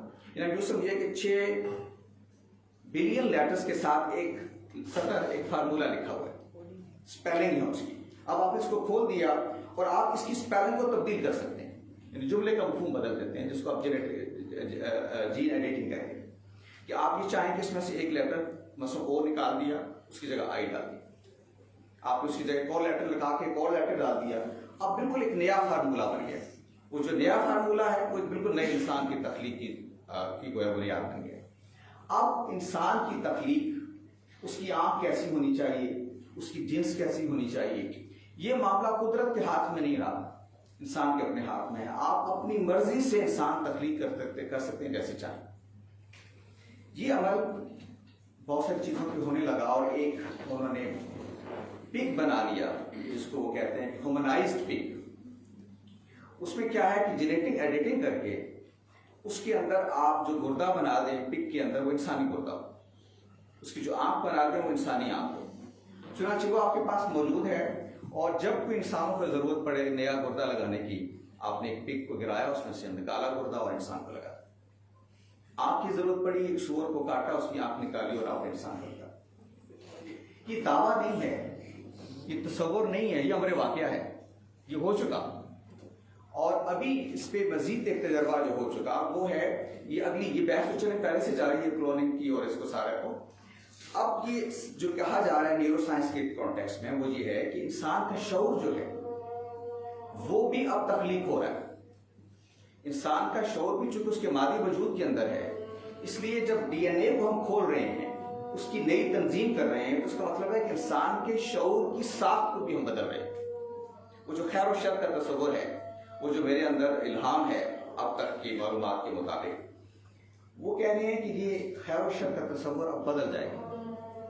اب انسان مثلا آپ ایک جمجو انسان پیدا کرنا چاہتے ہیں جس کے اندر آپ چاہتے ہیں کہ رحم کا مادہ نہ ہو، تو آپ نکال دیں اس کو، جینیٹک ری ارینجمنٹ کر دیں گے، آپ رحم کا مادہ اس میں سے نکال دیں. چنانچہ تجربہ چوہوں پہ کیا گیا کہ چوہیا کے اندر وہ جو مامتا، آپ کو پتا ہے ساری مادائیں جتنی ہیں فیمیلس ہیں ان کے اندر ایک مامتا کا جذبہ ہوتا ہے. اس جینیٹک انجینئرنگ یا پھر جین ایڈیٹنگ کے ذریعے ایسے چوہے تخلیق کیے گئے، ایسی چوہا مائیں بنائی گئی کہ جن کے اندر مامتا نہیں ہے. بچہ پیدا ہوا اور ان کے لیے ایسے ہی ہے کہ جیسے کوئی بھی بچہ ہو، جیسے مامتا لپکتی ہے اپنے بیبی کی طرف، وہ جذبہ ہی نکال دیا. چنانچہ یہ کہا جا رہا ہے کہ اب آپ ایک ریس، ایک انسانی اپنی مرضی سے پوری کی پوری نسل انسانی تخلیق کر سکتے. چنانچہ وہ جو خاتون ہے مشہور جن کو 2020 میں نوبل پرائز ملا کیمسٹری کا، جینیفر ڈوڈا، ان کی کتاب ہے ایک کریک ان کریشن. اس کتاب میں انہوں نے ظاہر ایک خاتون، ایک بندہ، کوئی بھی مسلسل غور و فکر کرتا ہے تو وہ کہتی ہیں کہ میں ایک دفعہ اس میں اتنی اونچی اس میں اس قدر کھوئی رہی اور اس کے اثرات سے اتنا سوچتی رہی کہ میں نے خواب میں ہٹلر کو دیکھا. میں نے خواب دیکھا کہ میری ایک کولیگ ہے میرے ساتھ اور انہوں نے مجھے کہا کہ ایک آدمی آپ سے ملنے آیا ہے اور ساتھ کمرے میں بیٹھا ہے اور وہ آپ کے علم سے، آپ کی معلومات سے، آپ کی اس پر ٹیکنالوجی پہ ان کو نوبل پرائز ملا سن 2020 وہ آپ سے ملنا چاہتا ہے، آپ کی ٹیکنالوجی سے استفادہ کرنا چاہتے ہیں. وہ کہتی ہے خواب میں دیکھ رہی ہوں کہ میں دوسرے کمرے میں گئی تو میں نے دیکھا کہ ہٹلر بیٹھا ہوا ہے میرے انتظار میں، کاپی اور قلم لے کے بیٹھا ہوا ہے اور نوٹس لے رہا ہے کہ میں گفتگو کروں اور وہ بتاؤں کہ کس طرح سے نئے انسان تخلیق کیے جا سکتے ہیں اپنی مرضی سے. اور آپ کو معلوم ہے نا کہ کیسے ہٹلر ایک جرمن شخصیت کے ایک سپر ہیومن ہونے کے تصور کو مانتا تھا اور باقی ساری ریسز کو اس کا خیال ہی تھا کہ اس کو مٹا دینا چاہیے، ان کے اندر وہ جو باقی رہنے والی اور اعلیٰ انسانی صلاحیتیں موجود ہیں یہ صرف جرمنز میں ہیں. تو وہ ریس تیار کرنے کا، تو وہ جینوفر کہتی ہے کہ میں چونکہ سوچتی رہتی مسلسل تو میں ہڑبڑا کے اٹھ بیٹھی کہ یہ کیا خواب میں دیکھ رہی ہوں. یہ خواب نہیں ہے گویا، یہ حقیقت ہے کہ آپ انسان کو ویسا بنا سکتے ہیں جیسے آپ چاہیں. یعنی یہ ہمارے لٹریچر میں ہم اپنی خوابوں کی دنیا کے بارے میں کہتے ہیں. رسالت میں آپ صلی اللہ علیہ وسلم کے بارے میں جو صادق کے شعر آپ نے سنے ہیں، اس کا ایک مصرع آپ کو یاد ہے نا، کاننا کا خلق تک کما تشاء، یہ اب گویا ہمارے بس میں ہو گیا. سائنس کہتی ہے اور کہتی نہیں ہے، اس کی عملی شواہد اس نے پیش کر دی. مذہب کا معاملہ یہ ہے میرے نزدیک، اس کے لیے چیلنج اصل میں یہ درپیش ہو گیا ہے کہ اس کا سارا مقدمہ ہومو سیپین سے متعلق ہے. میری گزارش یہ ہے، اور درپیش چیلنج ہے وہ ہومو ڈیوس کا چیلنج ہے. یعنی وہ نیا انسان جو تخلیق ہو رہا ہے، آج نہیں تو کل امر واقعہ بننے والا ہے. اور جیسے میں نے کہا کہ کرسپر ٹیکنالوجی نے اس کو اتنا آسان کر دیا ہے کہ گلی بازار میں جیسے آج کل آنکھوں کے آپریشن ہوتے ہیں، یہ ایسے ہی آپریشن کر کے آپ نئے انسان، ایسے پروجیکٹ بن چکے ہیں کہ جس میں آپ ایسے بیبیز، ڈیزائنڈ بیبیز کا کنسیپٹ جو ہے وہ آ چکا. کیسے انسان، کیسا بچہ آپ کو چاہیے، کیسا جوتا چاہیے، آپ جاتے دیکھتے تھے نا، اب بازار میں جا کے کیسا بچہ چاہیے آپ تخلیق کر سکتے ہیں. اور یہ آپ کو پتا ہے کہ انگلینڈ میں 2015 میں یہ 3 پیرنٹس کا جو تصور ہے وہ تو اب امر واقعہ بن چکا ہے. انگلینڈ تو اس کو اجازت بھی دے چکی قانونی طور پہ کہ 3 پیرنٹس کے نتیجے میں ایک بچہ پیدا کر سکتے. تو مذہب کا میرے نزدیک بنیادی سوال جس کو درپیش ہو گیا وہ یہ ہے کہ اس کا سارا علم، اس کا سارا مقدمہ جو پیش کرتا ہے وہ ہومو سیپین سے متعلق ہے. اور ہومو سیپین کا دور ختم ہو رہا ہے. آنے والا دور یہ کہا جا رہا ہے کہ ہومو ڈیوس کا دور ہے. سوال یہ ہے کہ اس ہومو ڈیوس کے ساتھ ڈیل کرنے کے لیے مذہب کے پاس کیا اوزار ہیں، کیا آلات ہیں، اور وہ ان سے کیسے معاملہ کرے گا. ایک جواب یہ دیا گیا کہ انسان جو ہے وہ جب خیر و شر کے اس احساس سے نکل گیا جو مذہب جس کی وجہ سے اس کو مخاطب بناتا ہے، فَأَلْهَمَهَا فُجُورَهَا وَتَقْوَاهَا کے فارمولے کی بنیاد پر اس کو اپنا مخاطب بناتا ہے. وہ انسان جب نہیں رہے گا تو مذہب کو مخاطب ہی نہیں رہے گا اور اس کو مذہب سے کوئی لینا دینا نہیں ہے اس کے ساتھ. تو جیسے باقی جانور ہیں اس طرح کا وہ بھی ایک جانور ہے. تو مذہب گویا یہاں تک ہی تھا. اس کا بدیہی نتیجہ یہ ہے کہ مذہب آنے والے انسان سے متعلق نہیں رہا. جب آپ یہ جواب دیتے ہیں کہ وہ انسان جو خیر و شر کے اس شعور سے لائم ہے جو ہم کہتے ہیں ہومو سیپین کے اندر موجود ہے، نئی تخلیق میں وہ اس سے فارغ ہو گیا، ختم ہو گیا، تو جواب یہ دیا گیا کہ مذہب کو اس سے کوئی لینا ہی دینا ہی نہیں ہے. اس کا مطلب یہ ہے کہ آپ کو یہ ماننا پڑے گا کہ مذہب کا دور بس ہومو سیپین کے ساتھ، اب مذہب آنے والے انسان سے غیر متعلق ہو گیا ہے. اور یہ مقدمہ اگر آپ ثابت کرنا چاہتے ہیں تو پھر بسم اللہ، پھر اس کو آپ کو مذہب کو بھی گویا ہومو سیپین کے ساتھ ریلیٹ کرنا پڑے گا. اور مذہب کو اگر آگے جانا ہے تو پھر اس کو بتانا پڑے گا کہ وہ ہومو ڈیوس کے ساتھ کیسے متعلق ہے. وہ جو نیا انسان مرد تخلیق میں ہے، مذہب اس کو کیسے دیکھتا ہے، اور وہ مذہب کی جو پوری عالمگیر اسکیم ہے جس کو وہ پیش کرتا ہے، اور وہ تمام مراحل اس نے الہامی لٹریچر میں بتائے ہوئے ہیں. کیسے 2 زندگیاں، 2 موتیں، کیسے حساب و جزا و سزا، اور وہ بھی اس کی شعور کی بنیاد پر. اس سارے مقدمے کو اب آپ کو ریوزٹ کرنا پڑے گا. تو اسلامی یونیورسٹی میں آپ جیسے اسلامی علوم کے طالب علموں کے سامنے میں یہ کہنے کی جسارت کر رہا ہوں کہ جو ابھی میرے برادر عزیز بشر الوی صاحب کی کتاب آئی ہے، میں نے اس کو دیکھا، اس کا چھپنے سے پہلے جو 5 بیانیے ہیں اس کا خلاصہ بھی انہوں نے بیان کر دیا. وہ سارے مقدمے، وہ سارے بیانیے ہومو سیپین سے متعلق. اور جیسے اس پہ بھی بہت کچھ کہا جا سکتا ہے اور اس پہ بات ہو سکتی ہے، لیکن اب کوئی نئی کتاب بشر الوی صاحب اب آپ کو لکھنی پڑے گی. जो होमियोसेपियन से नहीं होमोडियो से डील कर रही है। और इन्हीं को नहीं, आप सब लोग जो यहाँ मज़हब के असातिज़ा हैं और तालिब इल्म हैं यहाँ मौजूद हैं, उन सबको अब उस नए इंसान के साथ अब अपनी जंग लड़नी है और उसके सामने अपना मुकदमा पेश करना है। बहुत शुक्रिया।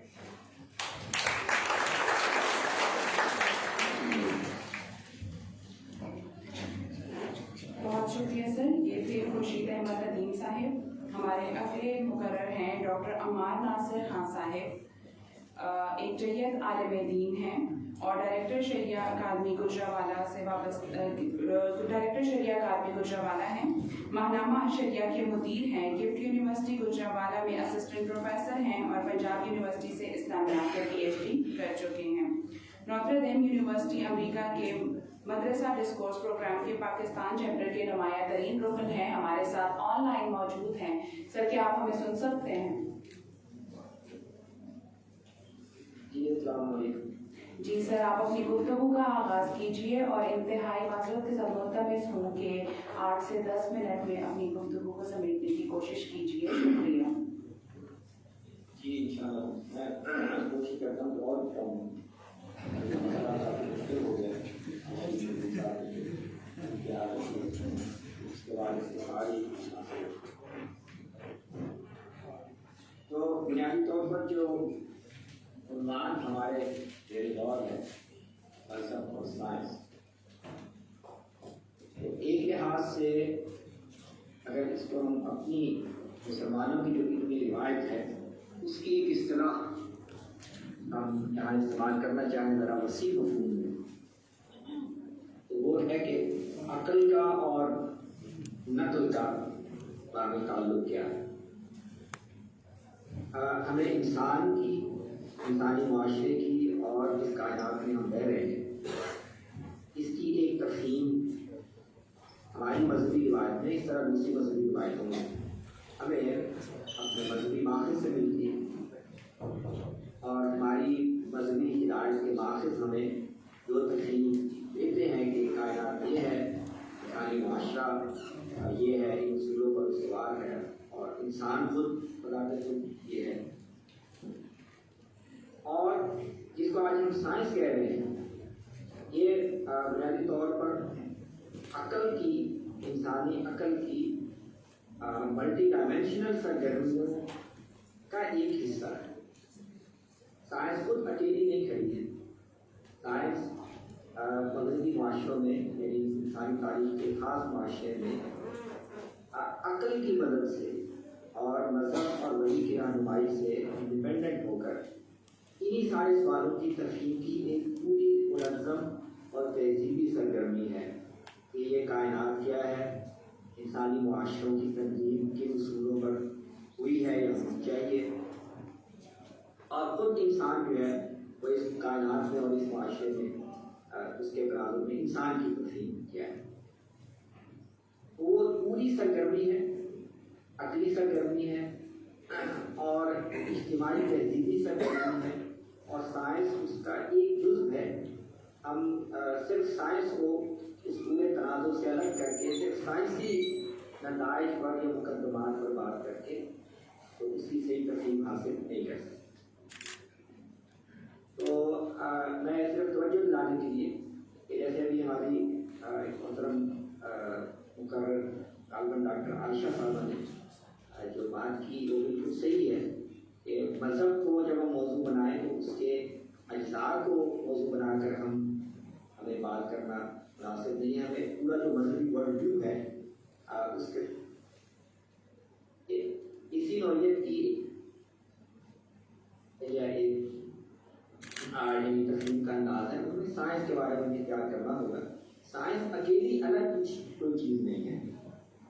साइंस यानी कायनात का तस्वुर क्या है, हमारी ज़िंदगी और शऊर ये क्या चीज़ है, खुद इंसान क्या है, इंसानी माशरे में वो क्या है, ये एक पूरी तफ़हीम की कोशिश है जिसमें साइंस ने बहुत अहम किरदार अदा किया। लेकिन उन नताइज को, साइंसी इंकशाफात को और नताइज को एक फ्रेमवर्क देने में दूसरे बहुत से उलूम साथ शामिल हैं, फ़लसफ़ा शामिल है, समाजी उलूम शामिल हैं اور کچھ سائنس میں جو ٹیکنالوجی کی صورت میں ہماری پوری زندگی کو ایک مشینی عمل بنا دیا ہے، وہ اس پوری تقسیم ایک بڑا اہم اس کا مطلب یہ ہے کہ جو سوال ہمیں بنیادی طور پر درپیش ہے وہ یہ ہے کہ ہمیں نقل سے یا ہمارے مذہبی ماخذ سے اس پوری کائنات کی جس میں انسان کی شامل اس کی ایک ترتیب ملی ہے، لیکن اب دنیا میں ایک تہذیب میں اپنی عقلی سرگرمی سے اور اس کی مدد سے ایجاد کردہ سائنس اور سائنس سے جو ہمیں ٹیکنالوجی کی طاقت حاصل ہوئی ہے، اس سے ایک بالکل دوسرا ورلڈ ویو کھڑا کر دیا ہے، اور نہ صرف یہ کہ اس نے کھڑا کر دیا ہے نظری طور پر، بلکہ اس پر طاقت کے معاشرتی تنظیم کے جو بھی وسائل ہمارے موجود ہیں ان کو کیسے استعمال کر سکتے ہیں اس کے پورے سسٹمز بنا دیے ہیں، اور اب وہ ایک ایسے ورلڈ ویو کے طور پر دنیا میں اس کو پیش بھی کر رہا ہوں جو اب تک کی ساری انسانی تاریخ کو اور اب تک کے جو جتنے انسانی تجربے ہیں وہ ایک طرح سے پریمیٹیو اسٹیج کہہ کر وہ رد کرتی ہے اور اس کا پورا اعتماد رکھتی ہے۔ اس کے ساتھ گفتگو کرتے ہوئے یعنی اس پہلو کو نظر انداز کرنا مناسب نہیں ہوگا کہ ہم اس کے منطقی اصول پر یا کلامی اصول پر اس کی بعض چیزوں کو کویشچن کر کے یا اس کے اندر جھول دکھا کے یا نقص دکھا کے اس خود اعتمادی کو ایڈریس نہیں کر سکتے، اس خود اعتمادی کو کمزور نہیں کر سکتے جو ایک مکمل اور باہم مربوط بہت بڑی سرگرمی سے پیدا ہوا۔ تو جو اس طرح اب اس موضوع پر ہم نے یہ سیمینار رکھا ہے، میں صرف توجہ یہ دلانا چاہ رہا ہوں کہ یہ اسلامی یونیورسٹی اور اس طرح کے جو ریسرچ کے اور تحقیق کے ادارے ہیں، یہاں میں توقع کرتا ہوں کہ اب ہم اپنے فہم کو اور اپنا جو علم ہے اور چیزوں کی انڈرسٹینڈنگ ہے اس کو ہمیں ذرا بہتر سطح پہ لانے کی ضرورت ہے، اپ ڈیٹ کرنے کی ضرورت ہے، کیونکہ جو یہاں گفتگو ہوئی محترم مشرف رضوی صاحب نے کی اور ڈاکٹر رشید رضوی صاحب نے کی، تو دونوں اصل میں ہمیں یہ بتاتی ہیں کہ اب تک جو مذہبی بیانیے سائنس کے تعلق سے اب تک وجود میں آئے ہیں ان میں بھی یہ مسئلہ ہے، وہ انسان کی یعنی شعور کا یا نفسیات کا ایک مسئلہ یہ ہے کہ جب کوئی مسئلہ کھڑا ہوتا ہے، پرابلم سامنے آتی ہے، تو وہ تقاضا یہ کر رہی ہوتی ہے کہ ہم اپنے شعور کو، فکر کو اور اپنی جو انڈرسٹینڈنگ ہے اس کو سطح پر لے جائیں جہاں ہم اس مسئلے کو جہاں پر وہ کھڑا ہے اس پر لے سکیں۔ لیکن بعض دفعہ ہم اپنی کسی خوف کے ذریعے اثر یا کسی ہچکچاہٹ کے ذریعے اثر ہم مسئلے تک جانے کے بجائے مسئلے کو اپنی سطح پر نیچے لے آتے ہیں اور مسئلے کی وہ فریم اس طرح کرتے ہیں جس سے وہ ہمارے لیے پرابلم نہ بنے اور آسانی سے کہتے ہیں کہ ہاں نہیں یوں کر رہے ہیں تو مسئلہ حل ہو جائے گا۔ تو بنیادی طور پر ہمارے یہاں مذہب اور سائنس کے مسئلے کو کلامی پیراڈائم میں حل کرنے کی کوشش کی گئی ہے کہ اگر یہاں ہم نس کو یقینی مان لیں اور سائنس کو ضروری مان لیں تو مسئلہ حل ہو جائے گا، جہاں سائنس گنجائش نہیں دے گی تو چلے اس کو کبھی مان لیں، نس کی تعویل کر لیں، تو اس طرح ترتیب ضروری کی ایک تکنیک سے مسئلہ حل کر۔ اب تک نئے طور پر جو ہمارا فریم ورک رہا ہے وہ یہ رہا اور یا وہ رہا ہے ایک فلسفے ذرا اس سے بہتر ہے کہ ہم ایک فلسفیانہ تناظر میں تقسیم کریں گے کہ انسان ہے کیا، اس کے سوالات کیا ہیں، اس کی جو ایسپریشن ہیں وہ کیا ہیں، اس کو ان مسئلوں کو حل کرنا ہے اور اس میں ہمیں مذہب یا مذہبی جو فریم ورک ہے وہ کتنی مدد دیتے ہیں، سائنس وہاں مدد دیتی ہے یا نہیں دیتی، تو یہ ایک نسبتاً بہتر فریم ورک ہے جس کی جھلک بھی ہم نے دیکھی ڈاکٹر عائشہ صاحب کی گفتگو میں، وہ ایک اچھا فریم ورک ہے، لیکن اس میں بھی مسئلہ یہ ہے کہ وہاں پر بھی ہم سائنس کو ذرا الگ کر لیتے ہیں اس پورے تہذیبی پس منظر سے، اور سائنس اپنی بہت سی کمزوریوں کا اور جو بہت سے خلا ہیں ان کو پور کرتی ہے ان ساتھ ملے ہوئے علوم سے اور ٹیکنالوجی سے، اور تو بنیادی طور پر وہ اعتماد ہوتا ہے، مذہب پر بھی ہمارا بنیادی طور پر بہت سی چیزوں سے بننے والا ایک مضبوط اعتماد ہوتا ہے جو ہمیں اس کے ساتھ وابستہ رکھتا ہے، اور اس کی وجہ سے ہم بہت سے چھوٹے موٹے مسئلوں کو ہم اگنور بھی کر دیتے ہیں یا ان کی نسبتاً کمزور تفہیم بھی ضرور کرتے ہیں۔ اسی نوعیت کا اعتماد اب اس تہذیب میں جس نے جدید سائنس کو جنم دی ہے اس میں موجود ہے، اور اس کے اندر بھی پرابلمز ہیں، اس کو جائزہ لیتے رہتے ہیں، بات کرتے رہتے ہیں، لیکن تو ہمیں یعنی اس سطح پر آپ گفتگو کرنی پڑے گی کہ کون سا اعتماد، کیا مذہب ہمیں جو ایک اعتماد دیتا ہے اور انسان کو اپنی حیثیت کیا متعین کرنی چاہیے، اپنی حیثیت کیا سمجھنی چاہیے، اور اس کا ایک پورا فریم ورک دیتا ہے، اس کو ہم کیسے آج کے دور میں پیش کریں۔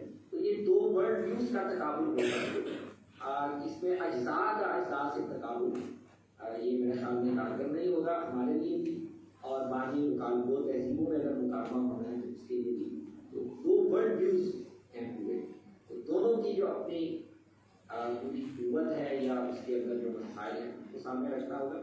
تو مجھے پتہ نہیں کہ میں کتنی تفہیم اپنی بات کی کر سکا، لیکن اس میں مختصر سبب میں صرف یہ جہد کی طرف توجہ دلا کے اجازت چاہوں گا کہ اس رخ پر ذرا بڑے پیمانے پر اور تھوڑا سا زیادہ جرأت کے ساتھ اپنی ریزرویشنس کو، کلامی جو ہماری استعداد ہیں ان کو، اور اس طرح کی چیزوں کو ذرا ایک طرف رکھ کے تو ایک سطح پر ایسے لوگ بیٹھنے چاہیے جو اس معاملے کو پوری یعنی جرأت کے ساتھ، اور جیسا کہ معاملات اس وقت کھڑے ہیں، موجود ہیں، جو امکانات اب ہمارے سامنے آ رہے ہیں موبائل وغیرہ کی صورت میں، ان بس یعنی اس سطح پر بیٹھ کر غور کریں، اور جو عام ایک انسان یا ایک عام مذہبی آدمی کی تسلی کے لیے ہم نے جو بہت سے استدلالات اور توجیہات بنائی ہوئی ہیں، تو ٹھیک ہے، وہ کام چلانے کے لیے اس حد تک ان ضرور فائدہ اٹھانا چاہیے، لیکن ایک سطح پر ہمیں ذرا ریالٹی کو، اسٹارک ریالٹی کو جیسا کہ وہ ہے اس کو بھی سمجھنے کی کوشش میں اس کو منظم کرنا چاہیے۔ اس میں اسلامی یونیورسٹی جیسے ادارے، IRB جیسے ادارے، ان کا یہ کردار بنتا ہے، اور ہم لوگ بھی کہ انشاءاللہ اس طرف آگے بڑھیں گے۔ بہت بہت شکریہ ڈاکٹر صاحب، آپ نے اپنے جانکار خیالات سے ہمیں نوازا۔ ہمارے اگلے مہمان مقرر ہیں ڈاکٹر خالد مسعود صاحب۔ آپ سپریم کورٹ آف پاکستان سے بحیثیت منصف وابستہ ہیں۔ اس سے قبل ادارہ تحقیقات اسلامی کے ڈائریکٹر جنرل اسلامی نشریاتی کونسل کے چیئرمین کے فرائض کی انجام دہی کر چکے ہیں، اور ساتھ ساتھ نیدرلینڈ، نائجیریا اور ملائیشیا میں بھی اپنی خدمات انجام دے چکے ہیں۔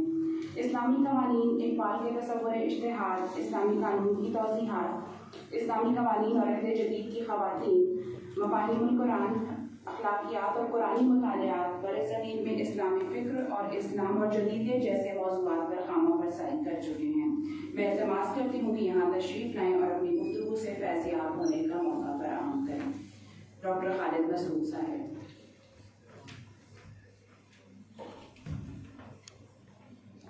بسم اللہ الرحمن الرحیم۔ میں آیا تو استفادے کی غرض سے تھا، کیونکہ یہ موضوعات میں سمجھتا تھا کہ ماہرین سے سمجھنے میں زیادہ کلیئر ہو جاؤں گا، لیکن اب خوف میں مبتلا ہو گیا۔ اس کی وجہ مجھے شروع سے ہی نظر آ رہی تھی کہ جب آپ نے کہا مذہب اور جدید سائنسی چیلنجز، تو چیلنج تو لڑائی ہوئی دعوت کو کہتے ہیں، یا لڑائی کی دعوت دینا یا لڑائی کی دعوت کا جواب دینا۔ اب وہ لڑائی جناب خورشید ندیم صاحب نے جو سائنس کا نقشہ کھینچا ہے، وہ ایسا لگتا ہے کہ اب یہ آخری لڑائی ہوگی۔ انسان، پہلے ہمیں شکایت تھی کہ اہل مذہب جو ہے نا وہ خدا کی جگہ لے رہے ہیں، اب سائنس والے خدا کی جگہ لے رہے ہیں، اور آخری لڑائی ہونے والی ہے۔ اس خوف کو سامنے رکھتے ہوئے ہمیں بڑا سیریسلی دیکھنا ہوگا کہ ہمیں جنگ لڑنی ہے اور دونوں کو تباہ ہونا ہے، یا کچھ بیٹھ کے بات کریں اور دیکھیں کہ ہماری گفتگو میں یہ انداز کیوں آیا، ہم لڑائی پر کیوں مائل ہو گئے۔ میرے خیال دونوں کو اپنی کمیوں پر غور کرنا ہوگا۔ سائنس کے لیے تو یہ ہے کہ سائنس انسان کی عظمت کی بات تو کرتی ہے، لیکن انسان کو آج تک دیا گیا ہے ہماری دنیا کی آبادی نصف سے کہیں زیادہ غربت کا شکار ہے۔ اگر ترقی یافتہ ہے تو چند ممالک، جنگیں جب بھی ہوتی ہیں وہ انسان کی تباہی کے لیے ہوتی ہیں، اور اب تو ڈرون آ گئے ہیں، وہ گھر سے جائے بغیر بھی آپ کو مار سکتے ہیں۔ تو کیا یہ سائنس کا کارنامہ ہے؟ دوسری طرف آج کی بحث میں بھی مذہب کی قطعیت کی بات ہوتی رہی۔ قطعیت پر غور کرنے کی ضرورت ہے۔ بشیر صاحب سے خاص طور پر توقع ہے کہ انسان کو انسان رہ کر اگر سوچے تو یہ دیکھنا ہوگا کہ ہم کیسے کہہ سکتے ہیں کہ مذہب قطعی ہے، کیونکہ مذہب کی تفہیم وحی کے باوجود انسانی ہے۔ قرآن کی آیت سے آپ نے جو تعبیر کی ہے وہ خدا کی تعبیر نہیں ہے، وہ آپ نے خدا کی آیت کی، خدا کے کلام کی فہم پیش کیا ہے۔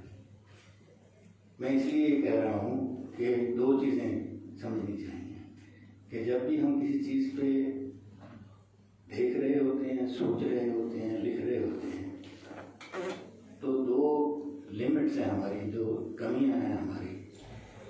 ایک تو آنکھ سے جو دیکھ رہے ہیں، جتنی دیر میں آپ اس آنکھ سے دیکھ کے سوچ رہے ہوتے ہیں کہ میں نے یہ دیکھ لیا ہے، اس سے منٹ کے، سیکنڈ کے 1000ویں حصے میں دماغ میں آپ کے جو، میں اسے لفظ تعصبات کہوں گا لیکن تعصبات کے دوسرے معنوں میں، کہ وہ آپ کے سماجی، مذہبی، علمی بہت سارے جو لمٹس ہیں وہ آپ کو فوراً بتا رہی ہوتی ہیں کہ جو چیز آپ دیکھ رہے ہیں وہ یہ ہے، وہ یہ ہے، وہ یہ ہے، اور آپ اس سے اتنی جلدی متاثر ہوتے ہیں۔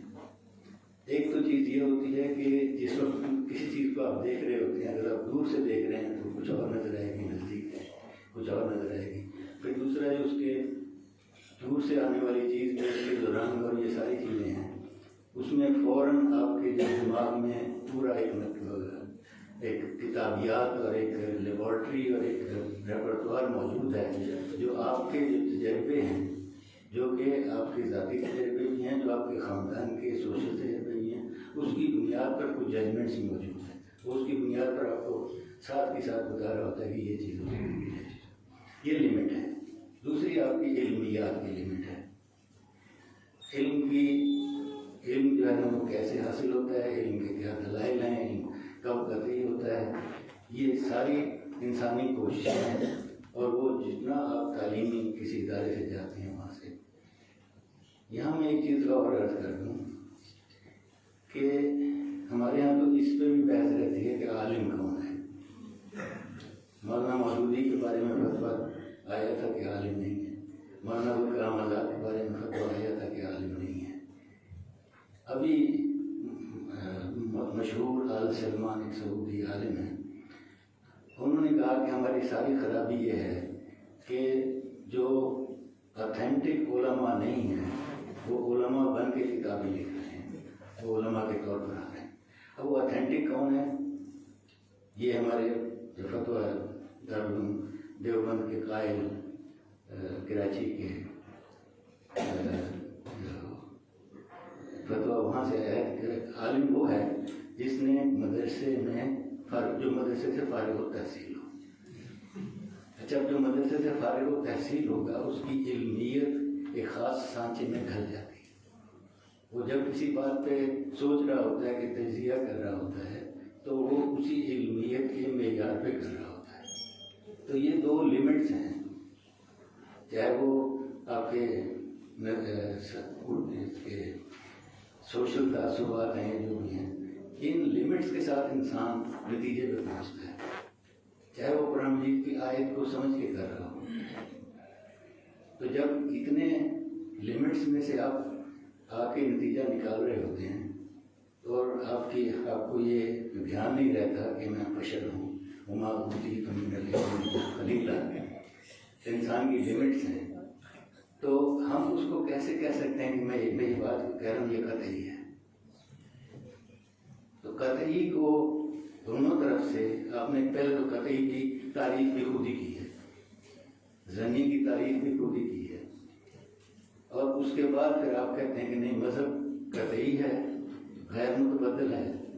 तो साइंस तो पहले ही कहती है कि हम कतई हैं, लेकिन उस वक्त तक जब तक अगला कतई ना आ जाए। तो ये वो तो अपने आप को हमेशा के लिए नहीं मानते, साइंस तो बदलती रही है और वो अभी दरवाजे खोलती है। मसला मजहब का है, और जब हम उसको कहते हैं चैलेंज, तो फौरन कान खड़े हो जाते हैं, दिमाग में खून खौलने लगता है, और ये सारी तो हम दूसरे की बात की तफहीम के लिए तैयार नहीं होते। उस गुस्से में हम कम्युनिकेट नहीं कर सकते, हम अपनी छुरियां, तलवारें और बंदूकें ढूंढ रहे होते हैं। तो उससे निकलने की ज़रूरत है। और इस वक्त जो पाकिस्तान में ख़ास तौर पर हम कितना बट गए हैं, और हर एक ये कहता है कि मेरे पास हकीकत है, मैं सही रास्ते में हूँ। सो सही और गलत का फैसला अल्लाह पर छोड़ें। और अल्लाह ताला कहते हैं कि तुम इख्तलाफ करते हो, जब मेरे पास आओगे तो मैं बताऊँगा कि इख्तलाफ तुम्हें क्या था। तो ये आखिरी फैसला ना करें। आप आखिरी फैसला करते हैं, लोगों की जान लेते हैं।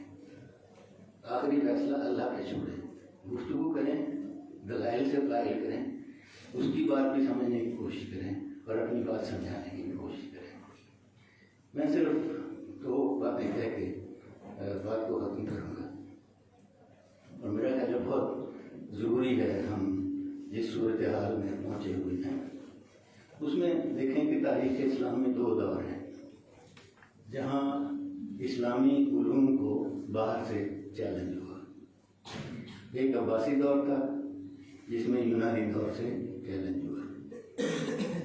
उस दौर का आपका रवैया मुख्तलिफ था, उसमें मुतज़िला भी आए, अशाइरा भी आए, इमाम गज़ाली भी आए, जिन्होंने तहाफ़ुतुल फ़िलासफ़ा भी लिखी, मुक़ासिदुल फ़िलासफ़ा भी लिखी, लेकिन उसूल फ़िक़्ह में इल्म मंतिक़ को और इल्मुल एतिक़ाद को लाज़मी करार दिया।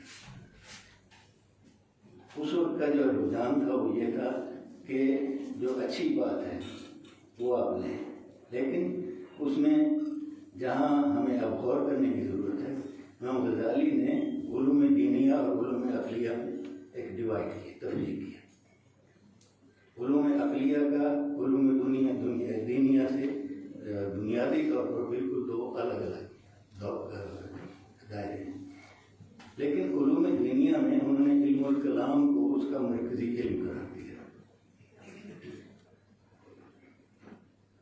इल्मुल कलाम जो बना, जो तरतीब पाया, वो मुदाफ़िराना था। इल्मुल कलाम ना तो अगली दरियाफ्त करना चाहता था, ना तलाश करना चाहता था, ना जस्तजू करना चाहता था। इल्मुल कलाम दिफाई था, और वो उसने जगह दी फ़लसफ़ा की। आज जो बहस साइंस और मज़हब की है, उस वक्त फ़लसफ़ा और अक़ाइद की थी। तो फ़लसफ़ा की जगह इल्मुल कलाम ने ली। तो इल्मुल कलाम में जो अहले फ़लसफ़ा है, इन्होंने पूरा फ़लसफ़ा तारीफ़ किया। जो इल्मुल कलाम में मुतज़िला आए,